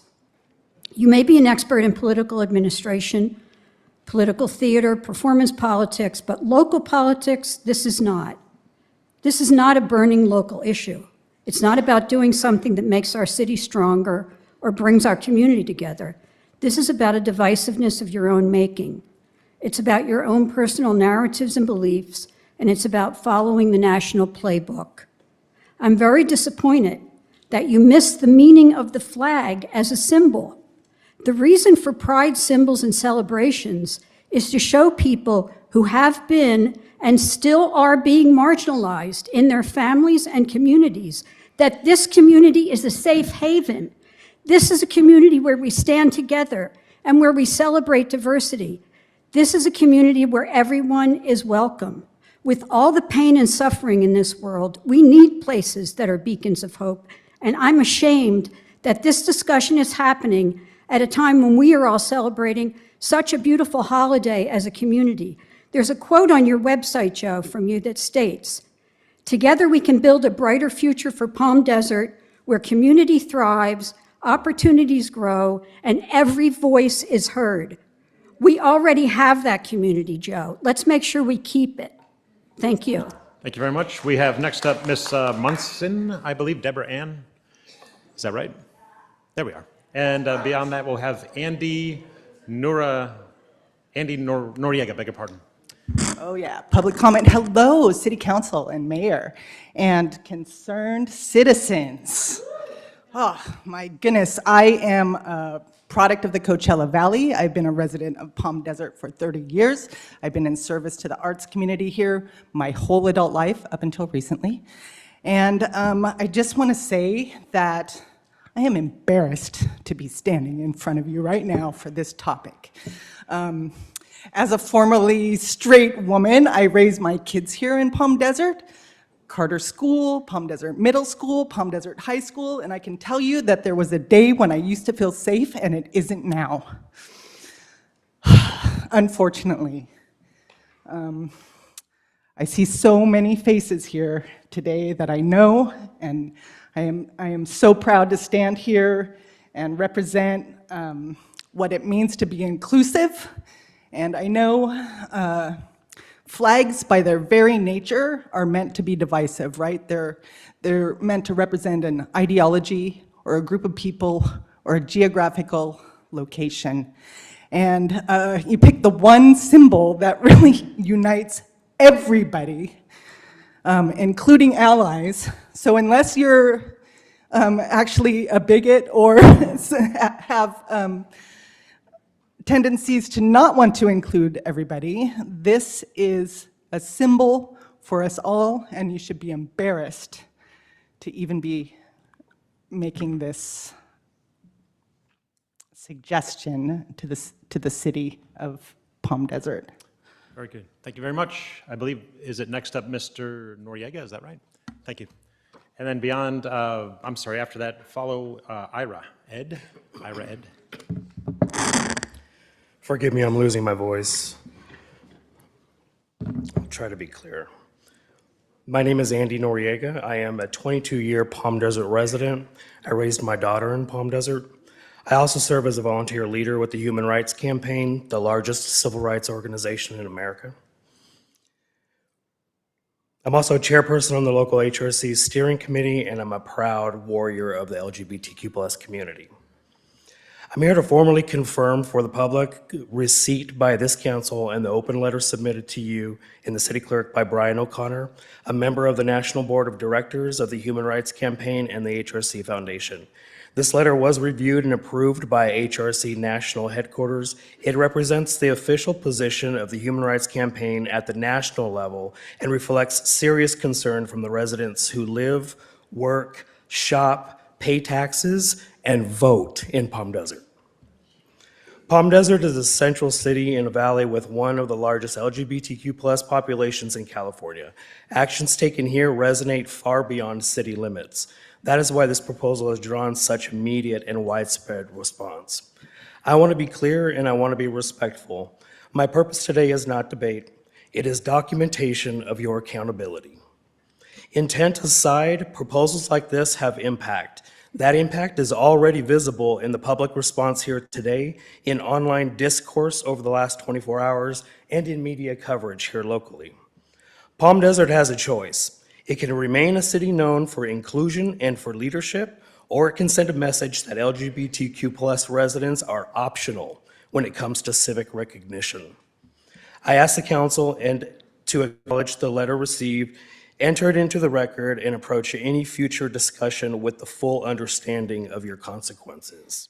For the rest of the general public, if you're waiting to view the letter, you can see it pinned to the top of our Facebook page, HRC Palm Springs. Thank you, Mr. Noriega. We have Ira Ed, followed by Eileen, but there's no last name.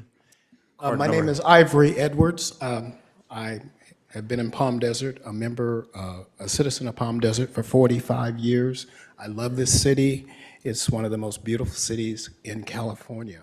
I've never come to, well, this is the second time I've come to a meeting here because I've always loved what Palm Desert has done for the community. They've done so much for this beautiful place where we live, and we could all agree in this rainbow audience that we live in a beautiful, beautiful city. And the other day when I was driving home from, coming from one of my homes, I drove by City Hall and I saw that flag and I said, oh my God, that's beautiful. And I smiled because for the first time, you realize, wow, Palm Desert really cares about its citizens. And that flag, people, we are American citizens. The United States flag represents the country. But I want to say that that flag there represents everybody, and it includes all of us. We're all members of this great, big earth. And we all matter. Black lives do matter. Gay lives do matter. White lives matter. We all matter. And we all have to stick together and be recognized for who we are as individuals because we make this a beautiful city to live in. Thank you for your time. Thank you. Thank you, everybody. All right. Thank you, Avery. Is there an Eileen? Okay, thank you very much. That'll be followed by Daniel Samakow. I think it's Samakow. Hi, everybody. My name is Eileen Lynch, 46305 Portola Avenue, citizen of Palm Desert. Councilmember Pradetto, in your first moments as Mayor Pro Tem, you had the opportunity to set the tone for what kind of leader you intend to be. You chose to pick a fight with a pride flag. To quote you, when you focus on differences, you get division. When you focus on similarities, you get unity.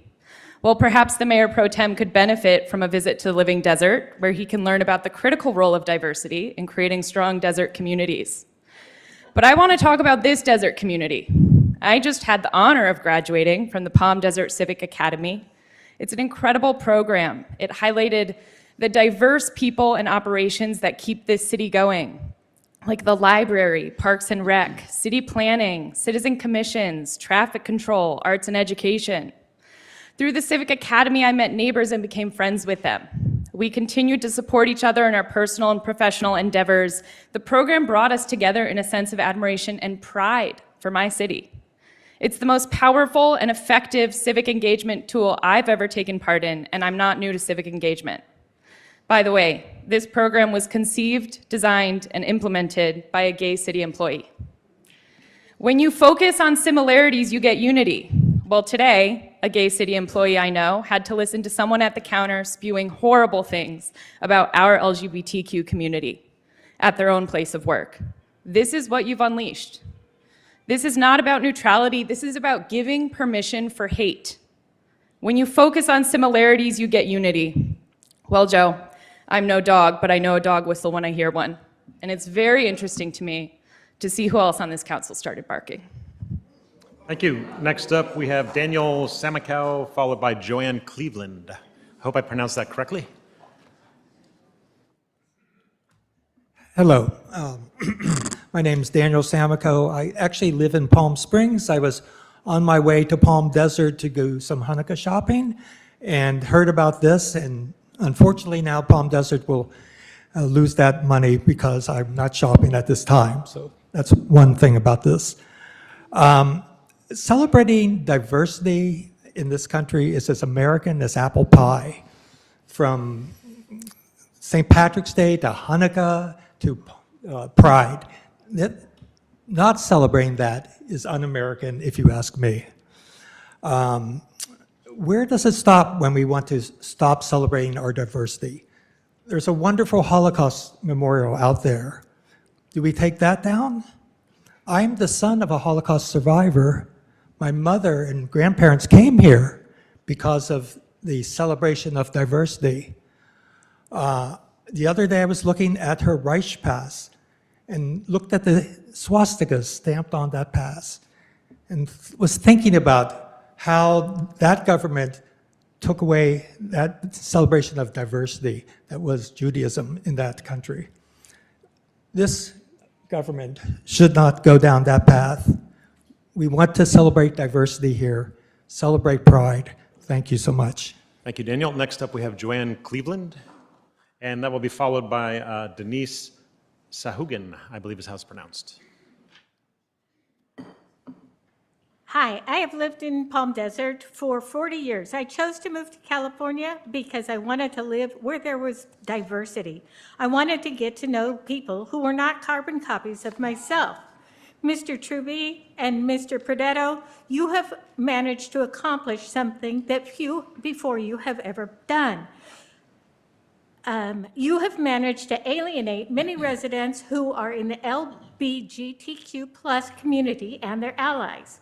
Not only that, but you've also managed to reduce the revenues we currently get through their tourism dollars. Much damage has already been done by your proposal. I hope you will not only decide to rescind the current resolution to honor Pride Month, but also apologize to the public for dishonoring them. It was interesting to read that you do not want to elevate one group above another. On the surface, that sounds almost reasonable. At least I would have thought so when I was younger and had less life experience. Every time we elevate others, we also grow. During Black History Month, I always learn something. I grow. Pride Month hurts no one, but lets our LGBTQ+ friends know we care about them. We have lost many of our Canadian friends. Do we really want to lose another group?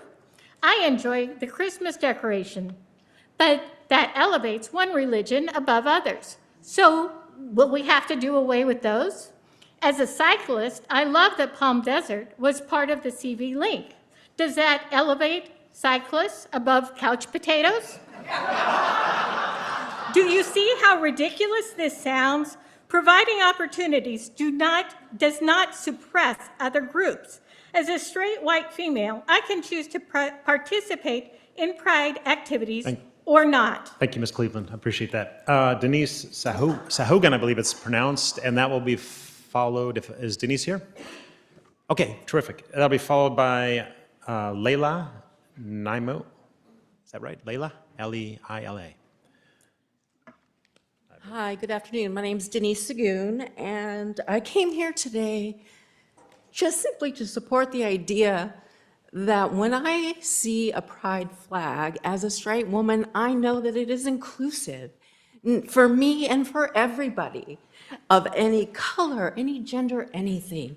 And to make that a political statement as a city and to say we're not going to acknowledge that, it just seems that as a woman, when we, let me say this, I'm old enough to know that when I used to work at a grocery store, there were no women managers.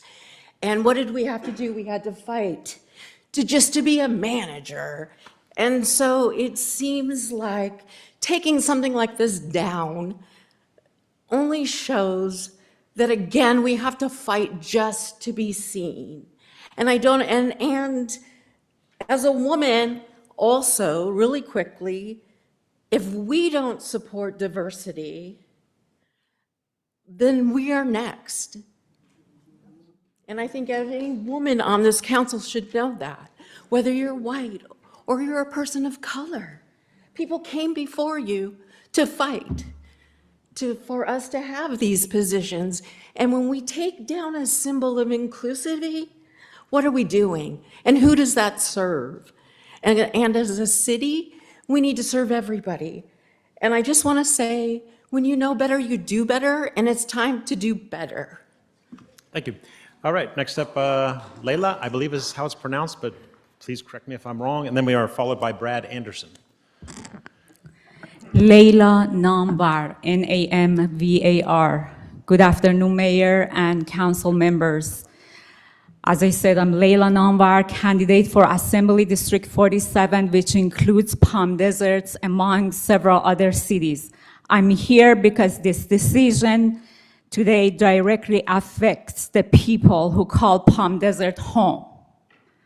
For LGBTQ plus residents, Pride Month and the Pride banner are not political. They are signals of safety. They say you belong here. For young people finding their voices, for seniors who have lived through discrimination, and for families simply trying to live openly, those symbols mattered.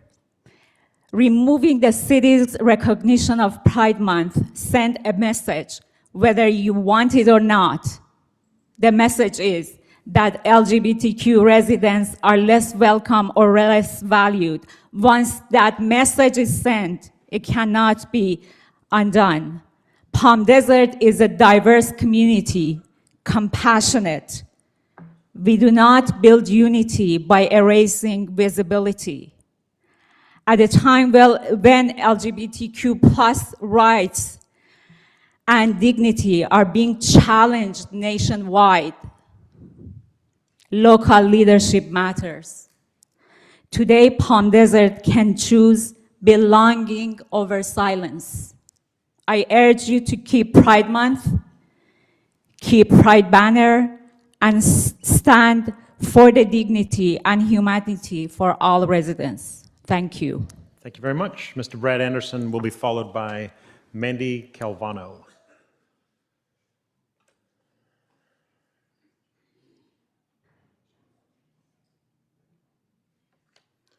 Hi, Brad Anderson. I currently live in the city of Ensenada, but I saw the news today and I thought I had to come out. I saw the mayor, or not the mayor, but one of the city council member of Palm Springs made some comments on the news about grandstanding and so forth. And I thought, well, that's what they're doing, meaning him. And I seen him walking around in the back there, so hopefully he can speak today.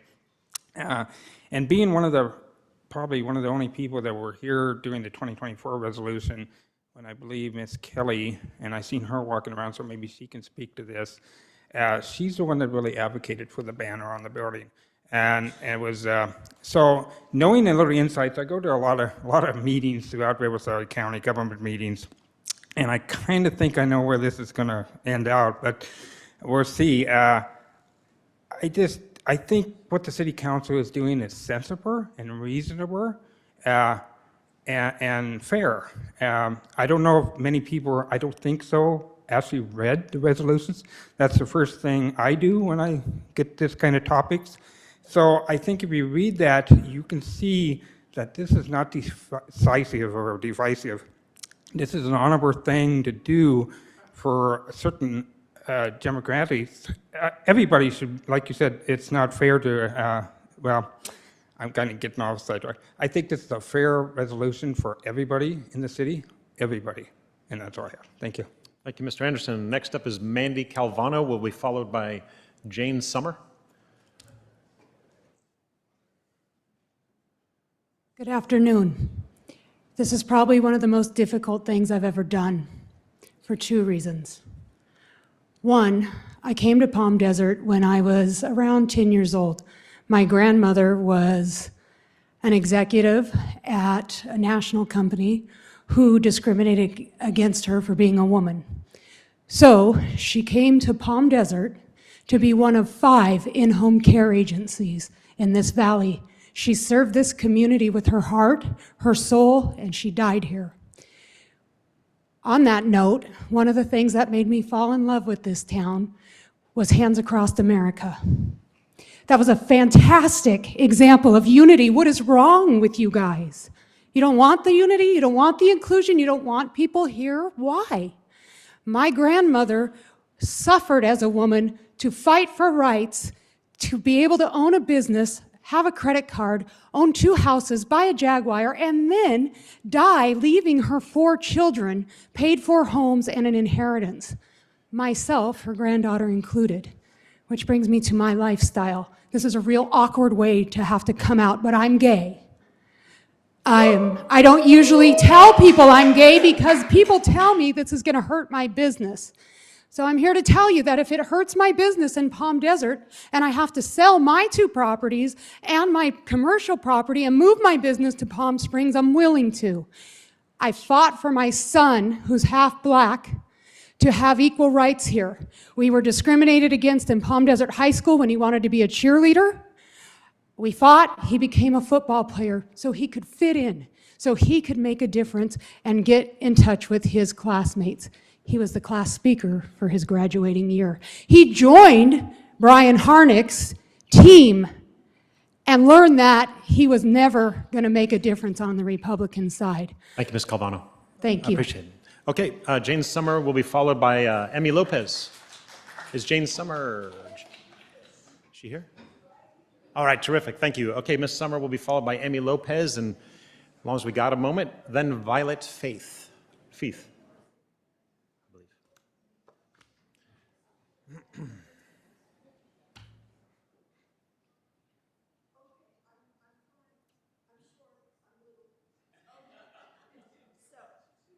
My name is Jane Summer. I'm from Beverly Hills, California, so I grew up Mic in down. If you bring the mic there, in the industry. Perfect. So I don't know about being prejudiced, because you can't be in the entertainment industry and not be surrounded by a world of everybody. Are you colorblind? Because when I look at the banner, I just see beautiful colors. I don't see people having sex on each one of those colors, and and if they are, I hope they're having fun. I am a straight, unfortunately, totally heterosexual Jew who grew up in a Jewish orphanage and got called a kike at 7. Do not take us back to Matthew Shepard, because what you're doing is step 1, and it's wrong. Bad on you. Not good for the community, and it's not going to work, and you'll suffer, and the community will suffer. End of my story. Thank you very much. Next up, we have Emmy Lopez, followed by Violet Faith. And very good.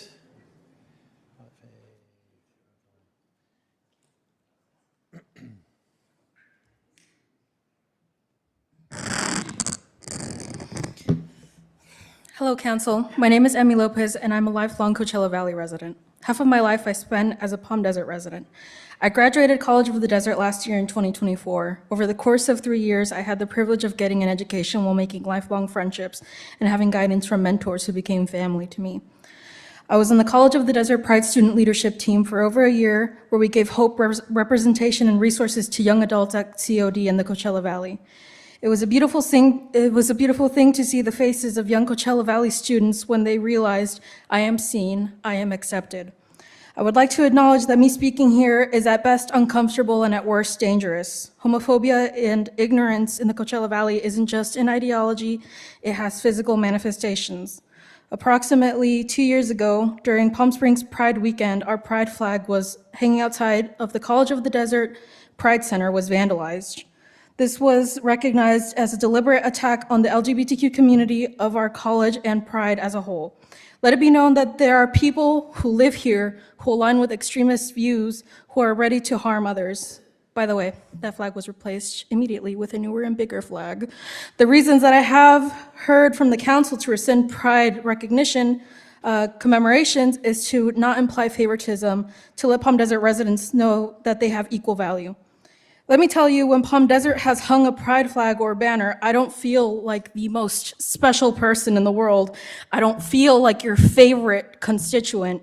I just feel seen, and I feel just like everyone else. It was also proposed, according to Joe Perdetto, when we focus on differences, we get division. If we focus on similarities, we get unity. I am not like any of you. I have not lived your life. You have not lived mine. And it's beautiful that we are all different. Hate doesn't stem from differences, it stems from intolerance of differences. Council, if you rescind Pride commemoration, your constituents will be in danger, especially the youth.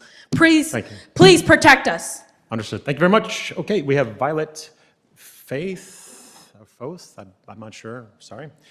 And that'll be followed by Michael Keeley, and then Jerry Carter. Hello, my name is Violet Feith. I have lived my entire life in Palm Desert. I feel grateful and lucky that I felt safe and accepted to come out in my city when I was 16. That is an experience so many LGBTQ youth around our country do not get. They are scared. They are terrified that they will get kicked out, that their families will not accept them, that they will be ostracized by their city. And I am lucky enough that I have not experienced some of the major discrimination that many people here have told us about today. And that is largely because of the community building that is done. By acknowledging that different identities are a great thing, that people are different and that is okay, that does not bring division, it brings unity and understanding. That brings community, that brings understanding, that brings allyship. It means that people then are accepting of our people. It means we experience less discrimination, that everyone gets to live happier lives in a city that they love. So I was so disappointed and frankly embarrassed when I heard about this. Just yesterday, of having it on so short notice to try to put down our communities. The way that the country is turning, it is not a time for our country and for our city to capitulate at the wills of and influences of our people. It shows me that our city doesn't stand on protecting what is right, and it doesn't stand behind our unique communities. We all deserve to live and have great lives in a city that we love, and we deserve to be acknowledged. Division does not hurt us. Acknowledging our people does not hurt others. It brings us together as a society and brings us together as people, and that is a very important thing we need, especially right now. Thank you. Thank you, Violet. Michael Keeley, and that'll be followed by Jerry Carter. Is Michael here? Nope. Okay, Jerry Carter? No. Okay. We have Christian with no last name. No Christian. Okay. And Mr. Mayor? While While Christian's coming down, did you already call the name James Hall-White? Doesn't sound familiar. Okay. Let's see. Well, we're waiting. Yeah, come on up. Yes, sir. Thank you. Hall-White, you said? There are seats now if people would like to come down and sit down instead of having a job. Ready? Yes, sir. Thank you. Okay, just before I start, I just want to make it clear that my comments are not rooted in the opposition of the LGBTQ community. I have family, friends, associates. My pastor is gay, and I love them all. My concern is not about the acceptance, it's about the proper role of government. When government buildings display flags or symbols tied to a specific social or ideological movement, even with good intentions, it raises a fair question. When does neutrality end and endorsement begin? If one group's flag is allowed, how do we reasonably deny others?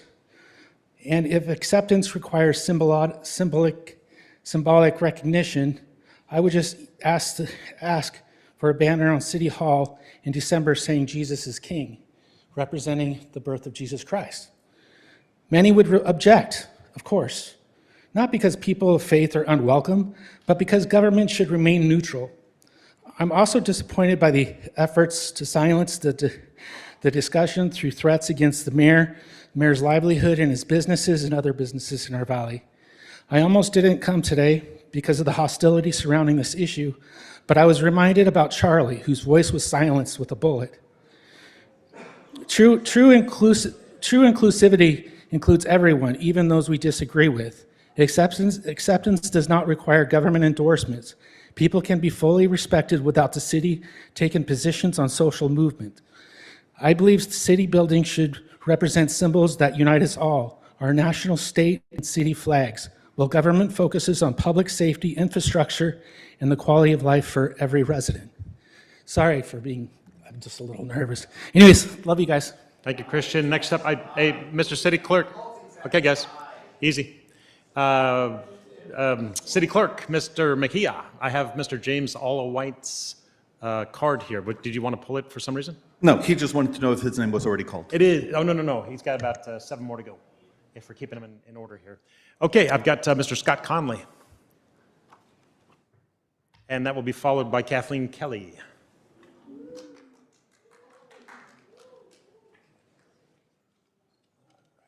Good afternoon, City Council and Mayor. Thank you for holding this hearing for us. When I first saw this in the media the other day, I read the headlines and said, oh my goodness, what is Alabama up to this time? So, you know, I found it very shocking because all the community centers here are very friendly to all communities that live here. I'm a resident of the Coachella Valley, and I'm a full-time resident. I reside in the other desert city called Palm Springs, and I see the whole Coachella Valley as my home. I love to hike and explore the whole area. So I just want to point out that I don't know if you remember Anita Bryant. In 1976, she started something, and it didn't work out very well for her. She was never able to get a booking again after that incident. So that rallied our community, and I was young, very young then, and that helped me create new contacts and friends, and we really rallied to fight for our rights.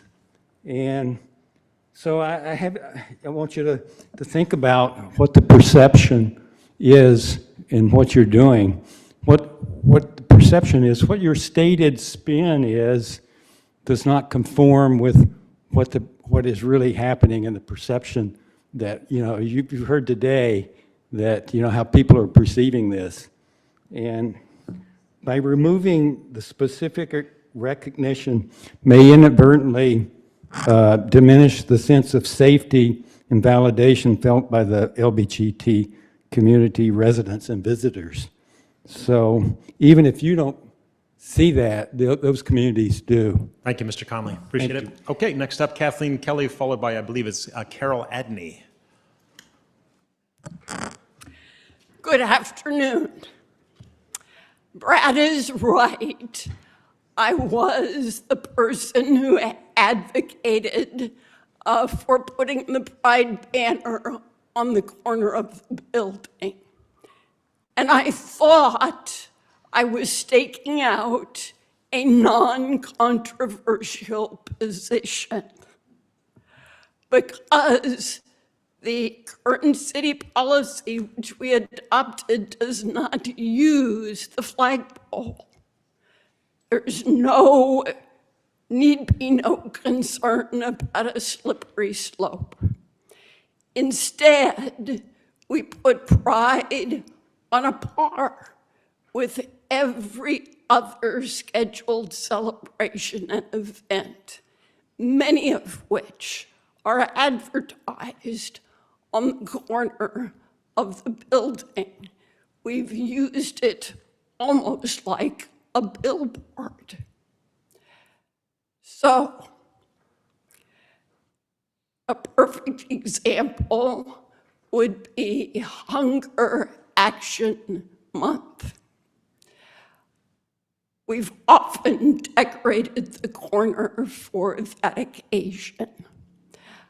I have never heard anyone who has enough to eat push back about acknowledging hunger.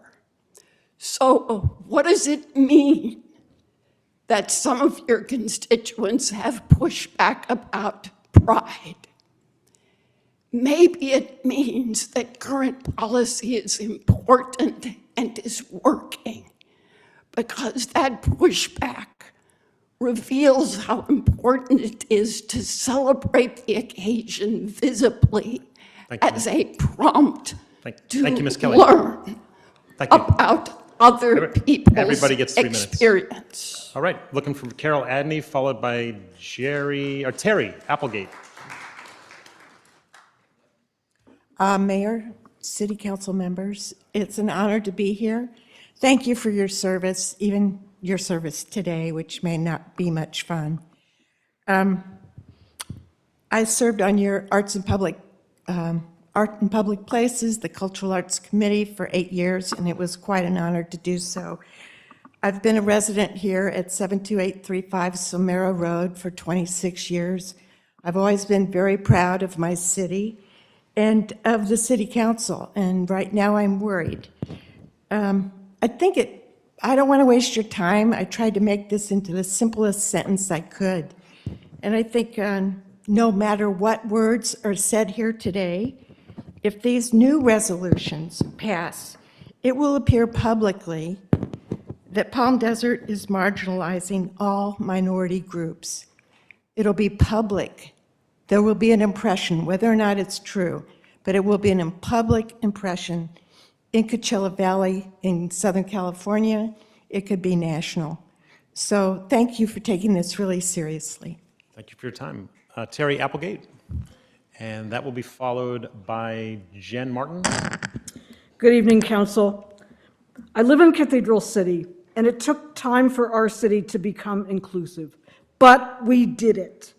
The shirt that I'm wearing today is one that was given to volunteers who walked in the Pride Parade. This is not the way to build an inclusive and welcoming community. I think of the pain caused by this statement. I felt it immediately. I think of people who are dealing with coming out in whatever age or stage of life they are in. I think of parents who recognize that the sex assigned to their children at birth did not match the label assigned to them, some of whom who left states for their safety. If passed, this proposal will impact the Palm Desert economy from residents across the valley and tourists alike. This whole question really talks about the need for an educated electorate and the need for residents to get involved and understand how to become city council people and hopefully run to change it. In Cathedral City, we will be celebrating the 10th anniversary of LGBT Days. This event will be held March 6th through 8th. Our bed races are fun and draws thousands. As an inclusive community, We welcome the crowd here to join us because we be rocking it. Thank you. All right, thank you very much. Next up, we have Jen Martins, and that will be followed by Yolanda Eatman if she's here, but she said something about email, so, and if that doesn't hold, we will have Joe Spinelli. Hello. Hi, I'm Jen Martins. I live in Palm Desert in the Dolce community with my wife of 9 years. I've lived in the Coachella Valley my entire life. I own a business on Highway 111 in Palm Desert right over here. I could probably walk there from here, and I've owned it for over 3 years, and I've been a hairdresser for over 23 years in the Coachella Valley. I have 3 children that have all gone to Palm Desert schools. My youngest actually is waiting for me at the high school right now outside because we're here. It matters that I'm here and that my LGBTQ child is waiting for me because visibility matters and seeing the pride flag matters. I was raised in an evangelical family where I was not allowed to watch TV. We didn't even own a TV because my parents did not want me to see the pride flag, LGBTQ people, because my mom told me, if you play soccer, you're gonna turn gay. I never played soccer, and here I am. So let me tell you, seeing that flag for the first time, going to my first Pride, mattered. And it won't matter to the cis straight people driving down Fred Waring and Portola. It doesn't matter to them. It matters to 10-year-old me. It matters to 8-year-old people here in this room. It matters to us that need to see it. So please, put the flag up, respect the community that is here, and I beg people here, support the LGBTQ businesses in Palm Desert. We are here, and I have had a pride flag in my window since the day I opened, and I will not take it down. I've had a pride mat stolen from my business that is outside. People don't like us, and they don't want us here, and they want us to be silent, and we will not be silent. Thank you for your time. I appreciate it. Thank you, Ms. Martins. Is Ms. Eatman here, Yolanda? I think this is going to be an email. She looks to be the email. Joe Spinelli. There you go, Joe, and that will be followed by James Allwhite. Hi there. Thank you for the opportunity. My name's Joe Spinelli, and I grew up in Cleveland, Ohio, and I've been vacationing here for many decades. I'm 56 years old, and 4 years ago, I decided to move to the Coachella Valley because of its inclusivity, and that's all cities. Even though I live in Palm Springs, I love the Coachella Valley. It's a great place to live, and it is an inclusive environment. But I gotta tell you, it took me a long time to be able to wear this rainbow shirt. When I was in college, I slit my wrists wide open because people didn't like who I was. I also overdosed. I'm lucky to be standing here today. So first of all, blood will be on your hands if kids do that. Joe, what I read about you online and what you say and what you're doing don't make sense to me. I don't understand why you're going down this road. It's very confusing to me. You know, I have a question for you. Why are we spending all of this time doing this? We have more issues to deal with in the Coachella Valley. This is silly that we are doing this and that we have to be here. Come on, we're better than that. You know what? On Sunday, I was at Moulin Rouge. I spent $750 to buy tickets to Moulin Rouge for my husband and I. 2 weeks ago, I bought a suit for $500 at the mall. A couple weeks ago, I was at the Living Desert. The past few weeks, I've spent hundreds of dollars in restaurants. It's about dollars and cents for you. Think about it. You're gonna lose me, who spends thousands of dollars, even though I live in Palm Desert. It just doesn't make any sense to me. You are our elected officials. We elect you. Your people have spoken. You have one vote. You wanna know what your vote is? To put this away. Thank you, Mr. Spinelli. Thank you. Next is James Allwhite, and that will be followed by Judith Stone. And actually, the last blue card I have, unless there's any more, Anthony, is Cheryl Mena, M-E-N-A. Thank you. Hey, how are y'all? I did the Civic Academy, so I know most of y'all. I worked at a gay gym, so I know some of y'all. I'm gonna start with I hope God. I was just walking up here and I see this. This can mean a lot of things to a lot of people. Wrong. And I just learned in seminary, I'm getting my master's in theology because I have a master's in kinesiology and talked about for years holistically, body, spirit, mind. And so I want to start with one scripture that's very important. The only thing, three things that last forever is hope, faith, and love being most important. And we got to get back to political, all this craziness and hate and anger and meanness. And I just wanted to share, you know, it's us, it's the United States. It's not Democrat and Republican. We got to be DRs, we got to be do-rights, okay? And everybody's do-right anymore is somebody else is wrong. And I grew up where in the South where there's a Southern hospitality and there's something where, you know, I always think everybody's going to get along. And I've come to the realization that that's not the real world. But the point is listen to all of y'all, I just want us all to try to come together and find some common ground anymore and stop all this fighting and craziness.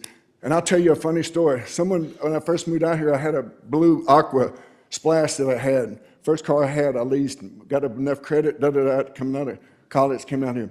And somebody stuck a rainbow flag on my truck because it was aqua blue. And they said, I didn't know you was gay. I said, I'm not gay. I said, I'm straight. It says, that's how I learned about a flag, about red, white, and blue, to me, is a rainbow. What after storms, even through this storm, what are we going to see? Rainbows, right? So gay is about happiness, includes, I was bullied. I had a Down syndrome man. I had mother MS. So I know where y'all stand. I've had gay clients and friends that I've tried to help. So the point being is, let's find a common ground. And hey, you know, Thank you, Mr. let's don't Allman. go backwards. Thank you, sir. Okay, we're looking for Judith Stone, if she's here. Judith Stone? There you are. Thank you.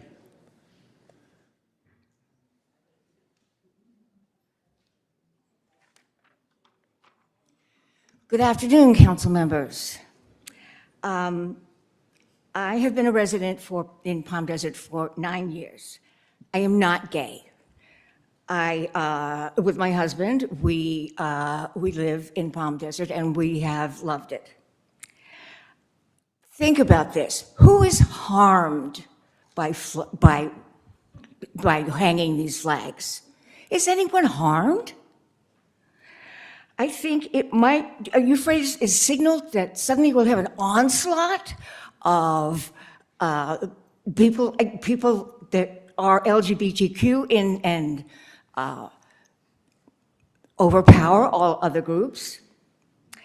I suggest that instead of all of this that we are doing now, that the council work with the LGBTQ community to educate the community to understand what this flag truly stands for.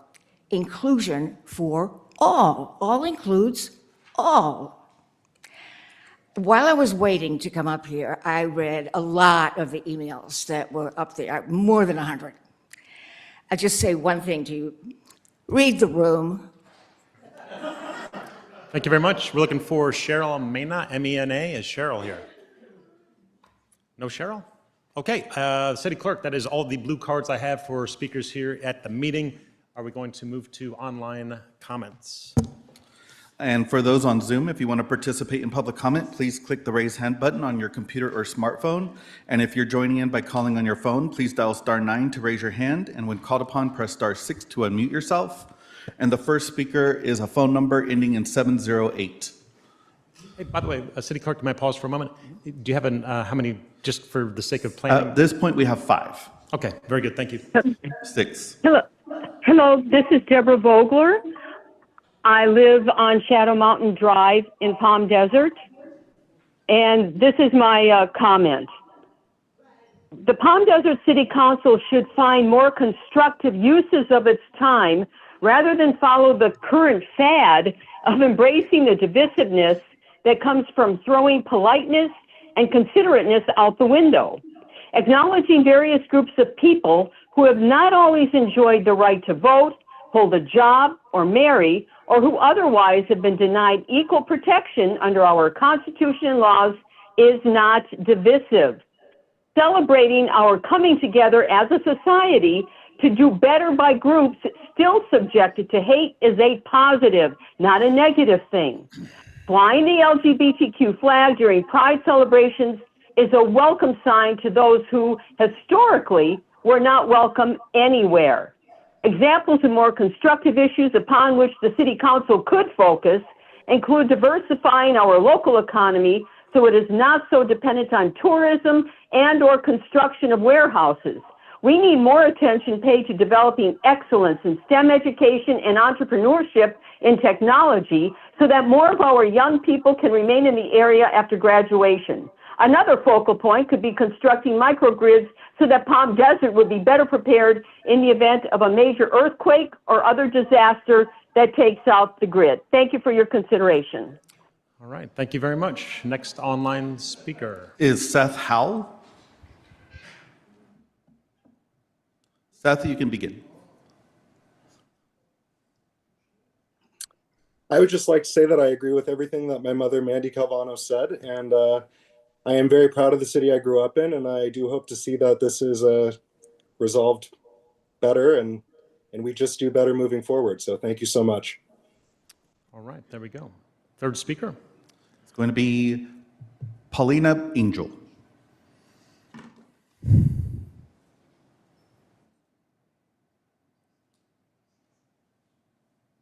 Paulina, you can unmute yourself and begin. Hello, my name is Paulina Angel. I serve as a board member for Palm Springs Pride, a founding member of East Coachella Valley Pride, as well as director of Transgender Resource Advocacy and Network Service. Correct me if I'm wrong, but is it a violation of the Brown Act to have any meetings if the agenda was not disseminated 72 hours prior? That is one of many things that I have learned when I was the first transgender student leader of Associate Students of COD, as well as president of the GSA network at COD as well. Everything about my work as an activist began in Palm Desert, including finding out that I am actually transgender. And so it really baffles me that we are here now in 2025, about 20 years after I've started my life as an activist, that I have to come to the place that basically gave me the platform to have a voice, to have to talk to people that are either younger than me or older than me, that this is wrong. I sent a lengthy email to you all last night, and so I'm gonna let that email speak the rest of the time for me. But I just want to say that, you know, like, this is wrong, and Joe, you should be really ashamed of yourself right now, and you should feel like you have egg on your face for pushing this through.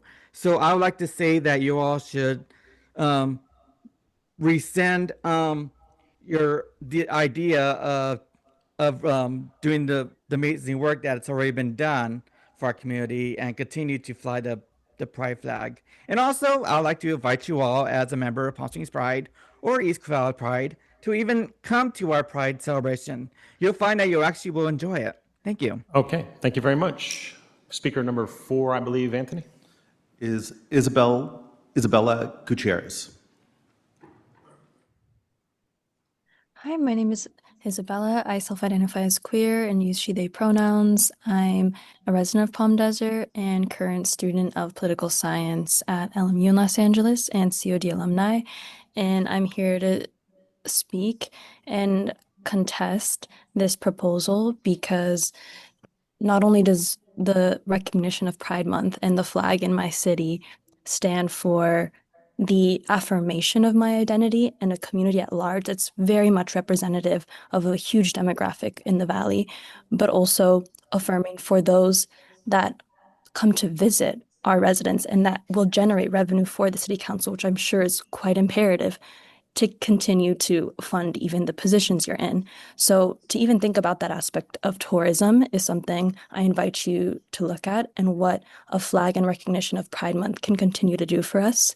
And if we want to consider facts here, when it comes to the alarmingly high rates of hate crimes that LGBTQ people are subjected to, we can point to Human Rights Watch or UCLA Center that shows how since 2024, and especially with this current administration of 2025, how much these rates have continued to exceeded And what a flag can do is actually help garner support and advocacy against these hate crimes versus create division, which Mr. Joe seems to believe. So really, I just say shame, and I hope that you don't continue this proposal and choose not to amend this and continue to preserve the integrity of a vibrant community that continues to support Palm Desert and the jobs you're in.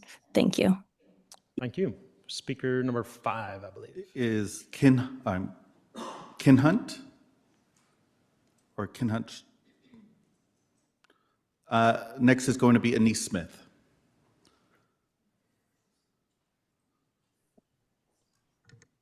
Good afternoon, Mayor and City Council members. My name is Anise Smith. I'm a previous candidate for Palm Desert City Council District 3, and I live in North Palm Desert. I just want to start by clearing up a legal point because the word neutrality is being used a lot here. I listened to what was said on Fred Rogan, and it's being used in a way that sounds reasonable, but it's not what it means under the Constitution. And as an attorney, I can tell you that neutrality does not mean that the city must pretend it has no values or erase recognition of a community. Neutrality is required when the government is regulating private speech or opening a space for the public to use. In those situations, the city cannot pick winners and losers. But that is not what is happening here.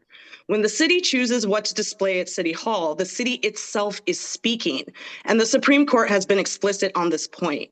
So if there's any doubt about this, I encourage you to confirm it with the city attorney. And let's be clear to differentiate what your personal or perhaps religious preference is and what the law says. That is why cities routinely recognize veterans, civil rights history, and community observances. Pride fits squarely within that tradition. It is not the city favoring one private group over another. It is the city expressing values of inclusion and belonging. We're saying you are welcome here. So I want to also suggest some reading that might be helpful to better understand this issue.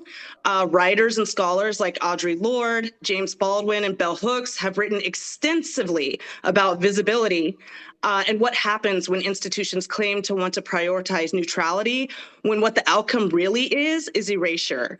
And reading some of their work may help you to better understand the history and the blood, sweat, and tears, and sometimes people's lives that were given so that we could have safe spaces for the LGBTQ community. And you may not realize it, but Palm Desert is absolutely supposed to be one of those safe spaces. And you may also Thank not you, realize— Ms. Smith. The time, Yes, 2 minutes is thank up. you. Thank you very much. Is there another online? Yes, we now have 1, 2, 3, 4, 5, 7 more speakers. Oh, very good. Raphael Morrison.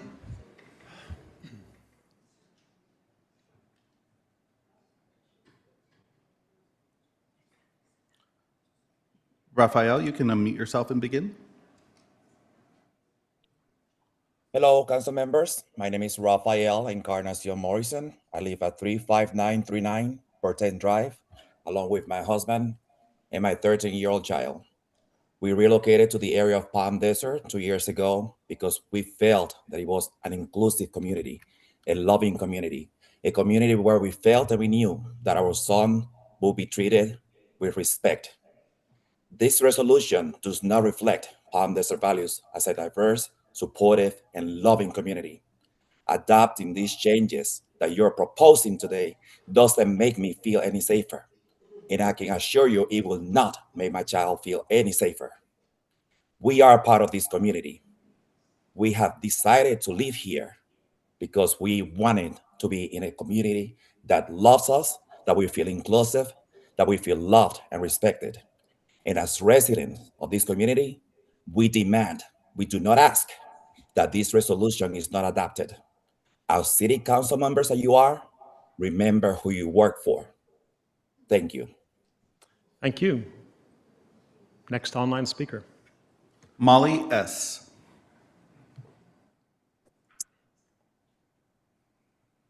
Hi, my name is Molly. I am a local resident in Palm Desert and Palm Desert business owner. I just wanted to let you know I'm very disappointed that you guys are discussing this right now. I'm hopeful that you will do the right thing, and thank you so much. Please do better. All right. Thank you very much. Next online speaker. Vicky Berg.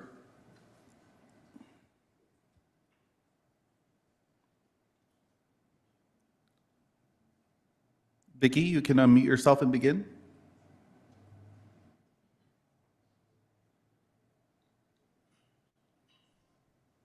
Okay, can you hear me now?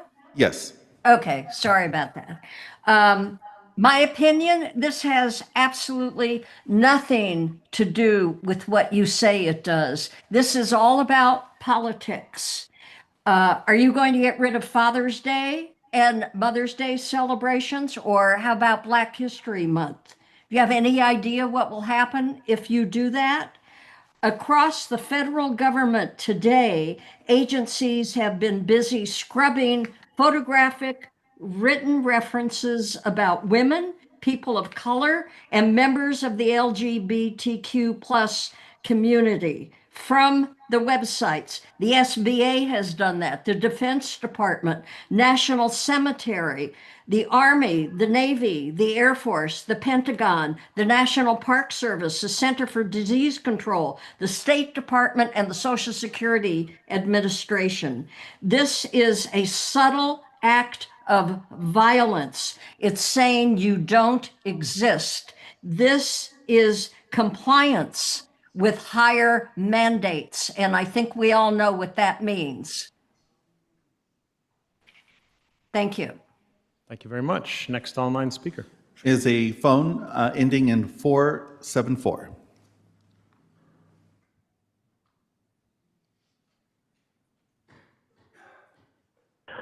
Michael, a local business owner. So my comment is that the city shouldn't be involved in social issues, agendas. That's not what city government is supposed to do, and it's been pushed into doing these things, and I agree to roll it back and do what cities are supposed to do. You know, manage the roads, the public safety, and so on, governance. And issue permits equally so people can go out and have events in the park or get a parade permit. And the groups, the nonprofits and so forth, they can all do that and do that equally. So I'm in support of this resolution. I'd also point out that you're excluding other groups when you decide this group needs a flag on our building. Well, there's a lot of groups that should have a flag. I could go into my family's history, but we don't have time for that. But I could say there's been, in the Irish community, years of hard discrimination. My grandfather died. I never met him, working as a slave, basically, in a mine, killed him. We could go on about that, but no one talks about that. I would like to see a St. Patrick's Day flag. It's not about drinking. Someone made it that. It's not true. It's false narrative. But we could go on and on about that. But that's what will happen if you're going to open the door to everyone gets a flag. I want the Irish flag and St. Patrick's Day on City Hall in some education what it represents. Now, why do we celebrate Veterans Day and so forth? Well, that's service to the government. So that's the government, like you would honor firemen, sheriff, veterans. That's completely different. That is something I would think a government should do, is honor people who have, sacrificed for the government, worked for the government. That's right. different. Thank you very than much. saying, okay. Next online All speaker, right, thank please. you. Next speaker is Misty.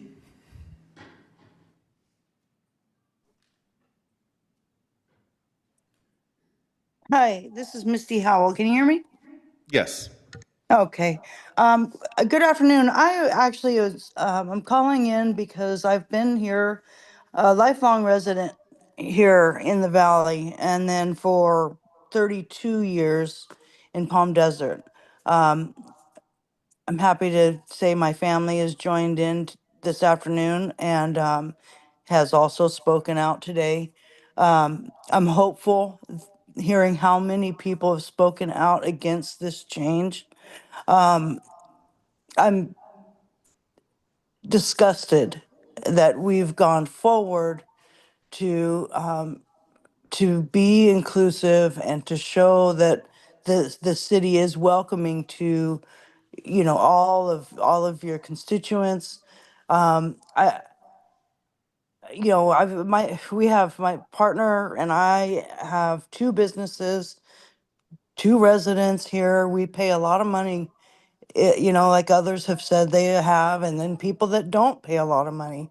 It's about how we live and where we are comfortable. And I'll say I've been in this valley when it wasn't okay, and I have been part of the people who have fought to make it so that I shouldn't have to be here today talking about it being okay for you guys to keep a flag up that you've already said you're going to. Can't believe we're going backwards. I hope that you change your mind and that you do better and you do right by your constituents. Thank you. Terrific. Thank you. Next online speaker. Julie Jimenez.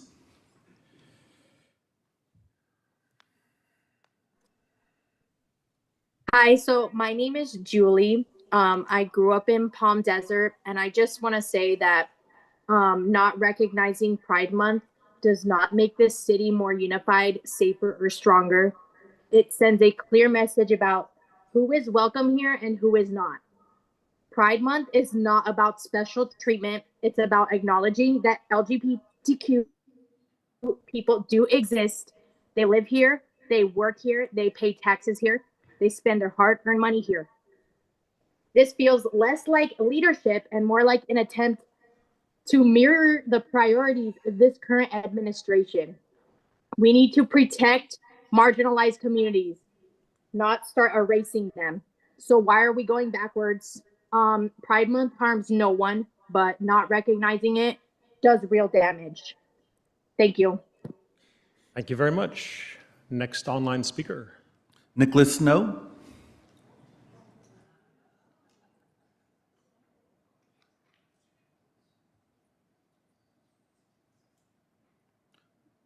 Nicholas, if you could unmute yourself and provide your comments.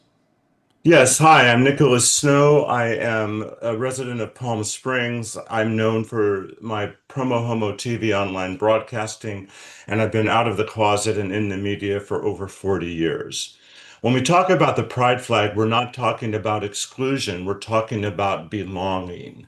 The pride flag was never meant to divide us into categories or rank identities. It was created as a symbol of visibility, dignity, and shared humanity, especially for people who were told for generations that they didn't belong at all. Each color represents something universal: life, healing, sunlight, nature, harmony, spirit. These are not special interest values. These are human values. The evolution of the flag over time hasn't been about narrowing who gets to belong. It's been about widening the circle. It reflects a growing awareness that some people have been pushed further to the margins and deserve to be seen, protected, and affirmed. Inclusion doesn't mean taking someone away from anyone else. It means refusing to leave anyone behind. The pride flag reminds us that diversity is not a threat, it's a strength, that visibility saves lives, and that a community rooted in love, respect, and truth has room for everyone. At its heart, the pride flag says something very simple and very powerful. You belong, you are seen, and you matter. And by the way, the whole world is watching, not just the Coachella Valley and the United States. Thank you. Thank you very much. Mr. Mejia, more speakers? David?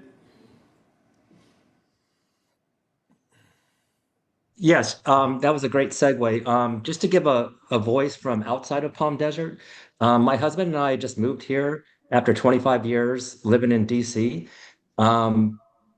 We came out here last year and fell in love with the Coachella Valley and immediately bought a place because of the people and the community that we felt. And now we just moved out here on September 3rd, full time, and I'm almost regretting it. I'm scared.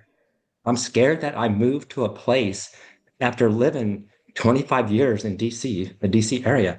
Now we have to face a city council that's doing this to our residents. It's scary. And I'm almost ashamed because a lot of my friends went to Florida. They retired to Florida, Wilton Manors, because that is a welcoming community. And now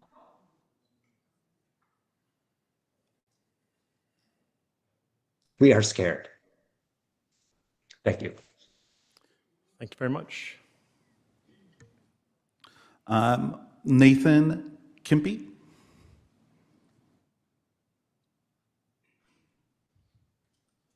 Thank you. I a resident of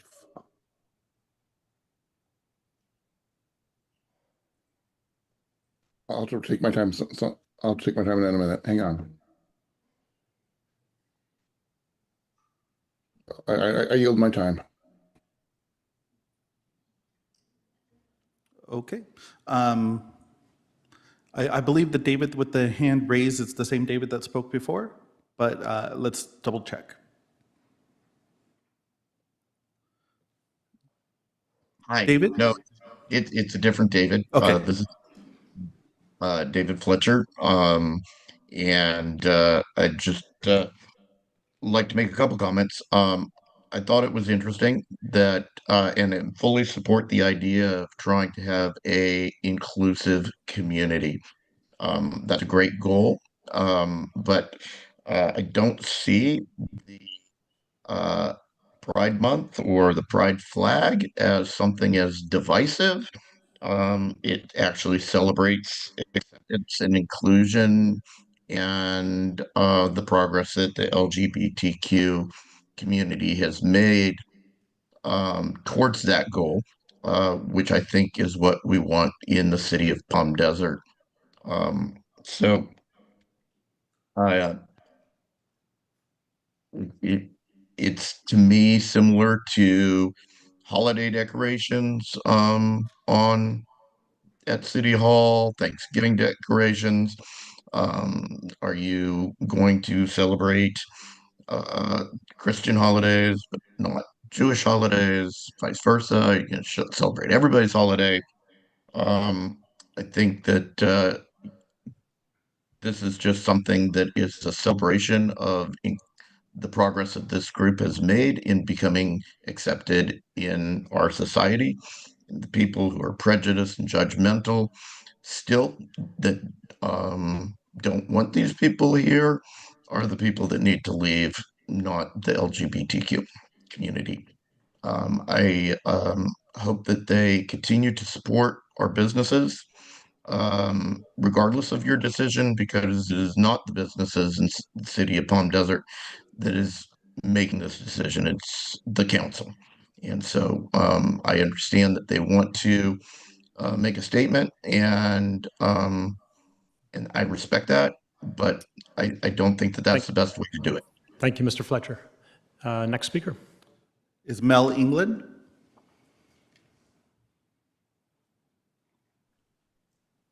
Yes, hi, my name is Mel England. I am an out LGBTQ actor, and I live and work in the Coachella Valley. And I notably was one of the first out HIV positive actors in Hollywood. And I'm speaking to the council today as a member of the community at large, and specifically because my husband works at a very a retail establishment in Palm Desert on El Paseo. And I can give you, for firsthand account, information about sales in the valley, and specifically in that they have gone down in December, whereas other locations of similar establishments around the country, the numbers are going up.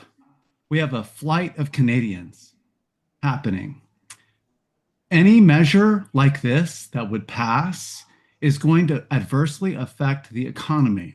I'm speaking personally as somebody who is a member of the LGBT community, and I'm very emotional. But I can, if you just want to talk about business, any action you take to hurt the LGBTQ plus community will affect the bottom line of this, of Palm Desert and the larger Coachella Valley. It is a big mistake right now. Thank you. Thank you very much. Next online speaker. Last call for online speakers. Okay. I've got no raised hands, Mayor. Terrific. Thank you very much. We do have one more blue card that came in the interim. It is for Mr. David Weiss, And we're going to allot 4 minutes due to, is it ASL? Very good, thank you. Thank you. Hi, my name is David. Thank you for giving me this opportunity to speak. I apologize, I had to leave. I had a medical appointment, and I didn't realize that this meeting was going to run so long, but it's been very worthy, everything that's being said here and communicated. I was born and raised as a deaf individual. I live in Palm Desert as a retiree. And I worked in the professional telecommunication industry for many years. My former husband just passed away, and he worked as a city attorney in Northern California. And perhaps he may be rolling over in his grave right now to hear that this is going on. I want to emphasize the importance of everyone having their life mean something, and that their love means something to everybody and to the people they love and to themselves. And to take something like this away, honestly, it's just simply pride recognition. I'm a deaf individual. I'm recognized as a disabled person day in, day out. You've seen the deaf community here today. We've been present. People from Palm Desert and other parts of the Coachella Valley. Not just gay people, allies, straight people, our ally friends. And so I just want to emphasize that it might be important for you to focus on other things than withdrawing something. And the reason behind this sort of thing, I don't understand. I don't know why one would want to remove a banner that celebrates diversity, especially in this moment now. And then we got 24 hours notice to actually come into this last minute meeting. Fortunately, I have to give large thanks to City Clerk Anthony Mejia for working hard to find American Sign Language interpreters for this important special meeting. So thank you very much, Mr. Mejia. And again, please, if you could consider withdrawing your proposal. It is unnecessary, and I want to thank you. All right, thank you very much. Are there any more blue cards, any more online? I guess we're closed with the online, huh? No online comments. Terrific. Okay, well, seeing no further speakers, public comment on this item is now closed. So thank you very much. Hey, I just want to say something real quick before we begin the portion where we now take comments from and questions from the council. I applaud you all. There was a lot of folks here, and there was a lot of energy, and you kept it civilized and kept it rolling, so thank you so very much for doing that. I just would ask you, as we all speak up here, you would show the same level of civility and decorum, whether you agree with the speakers or not. So we will move forward into the city council situation, time for questions. What do you think the council members have questions for staff? Mr. Mayor, may I speak first since I instigated this? Do you want comments or questions? This is not a public hearing. Oh, okay. There we go. We'll move forward with Joe's comments. I'd like to set the tone for this because I love you all.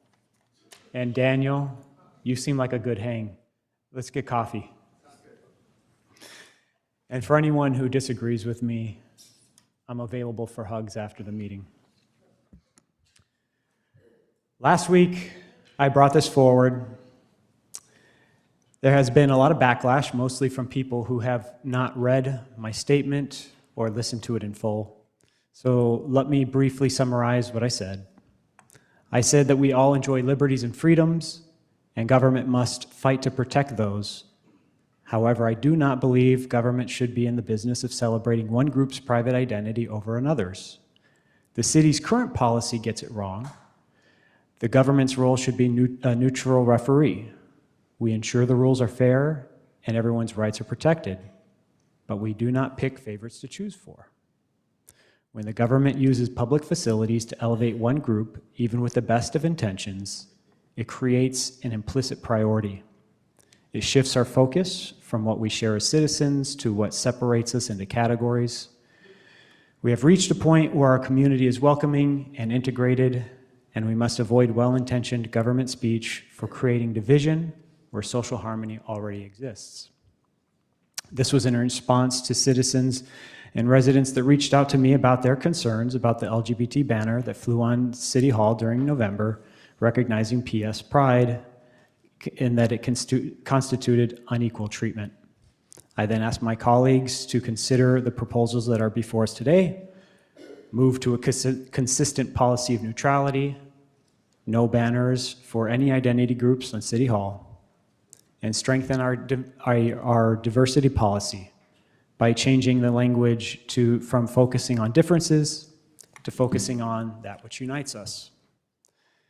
And I have been wrong about a lot of things in my life. Many things I was so sure were turned out to be, and things that I was so sure were turned out not to be. And I'm open to being wrong and admitting it when I am.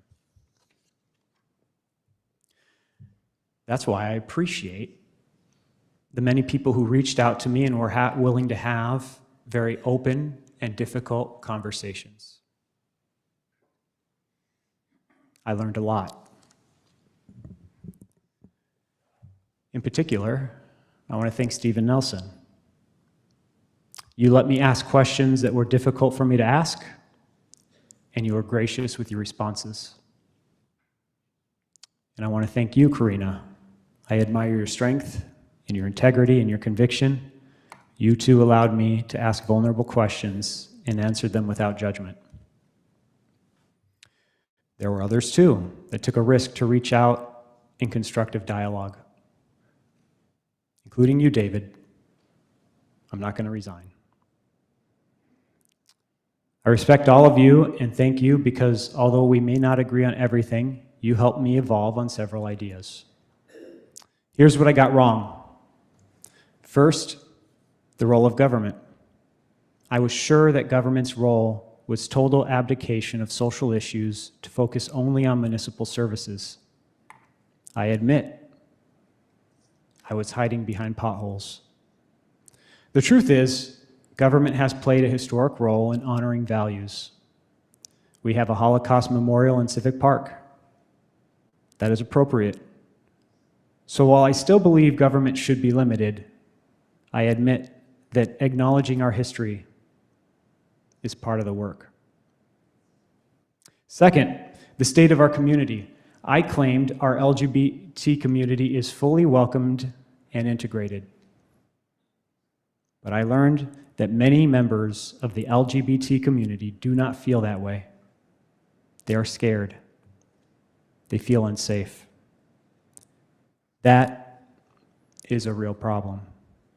And fixing it aligns with the core functions of government: safety and equal protection. We have more work to do there. Third, I learned that the pride flag is more than a symbol celebrating certain communities. It is a symbol of liberty, equal rights, and the hard fights for those things. It is also a memorial to all those who suffered in that fight. Honoring the fight for equal rights is very American and worthy of recognition and celebration. Lastly, celebrating Pride in Palm Desert is a concern for some citizens because they felt that the images of the worst parts of Palm Springs Pride would come into Palm Desert and disrupt the community. In my conversations with those in the LGBT community that chose to live in Palm Desert, they did so because they enjoy the current character of the city and want it to continue that way. For those that ask if I regret bringing this topic up, I don't. We wouldn't have had these conversations otherwise. In the last 4 days, I've already found some more common ground from which we can work, building blocks of unifying similarities. However, I discovered something else this week, an irreconcilable divide on the definition of equality. For me, and many who would profess to be center, right, or even classical liberals, equality means equal rights, equal treatment, and the equal protection under the law. The rules are the same for everyone. For many, especially on the progressive side, equality means adjusting rules or outcomes sometimes to account for unequal starting points. This is why we are here today.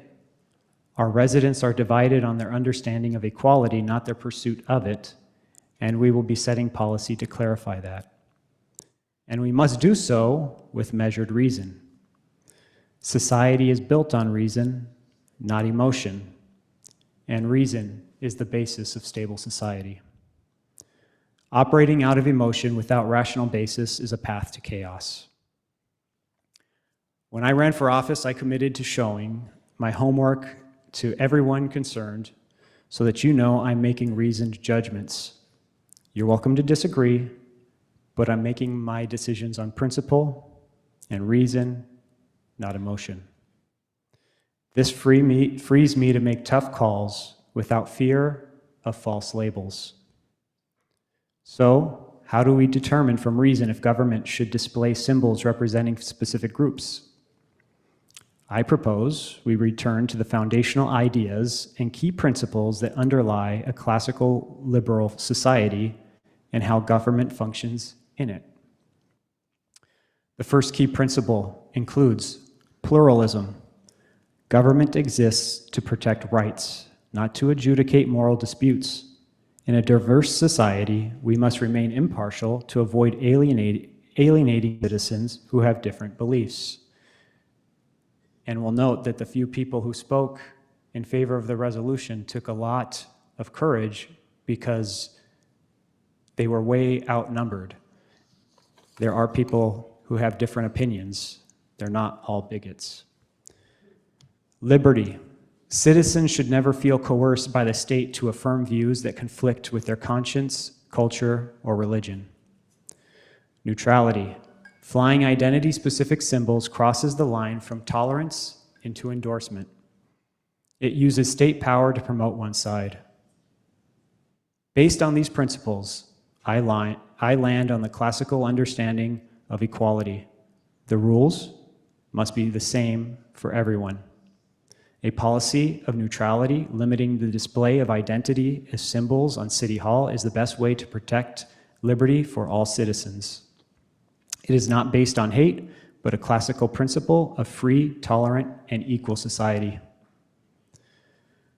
Systems over goals. Equity is a very good goal. You need a system to get there. And you can disagree with me on the principles at play, but know that this is a policy preference, not a right or wrong. Let's presume that the progressive definition of equity is the preferred one. What are the outcomes? At present, the outcome is failure.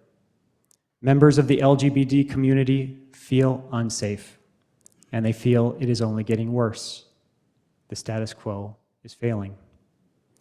Other residents feel there has been a violation of their understanding of equality and tolerance, and that flying identity-specific symbols is a violation of a social truce. Consequently, they are growing more resentful and don't feel like they can talk about it. Because look at the consequences. More failure. The current strategy does the opposite of what it intends and is designed to fail. This is the current strategy. Divide. It divides residents into categories based on their identity and their grievances. 2. Symbolize. It flies separate flags for each category, visually reinforcing that we are different tribes. 3. Coerce. It demands that everyone outside that category not just tolerate, but actively affirm those differences. 4. Condemn. Finally, it condemns anyone who hesitates as a bigot. The strategy relies on shame and coercion. It highlights differences, punishes dissent. It builds resentment, not community. We need a new strategy. And what I propose is this. The goal is the same. acceptance, and integration. Unity. The cycle of unity is this. 1, identified shared values.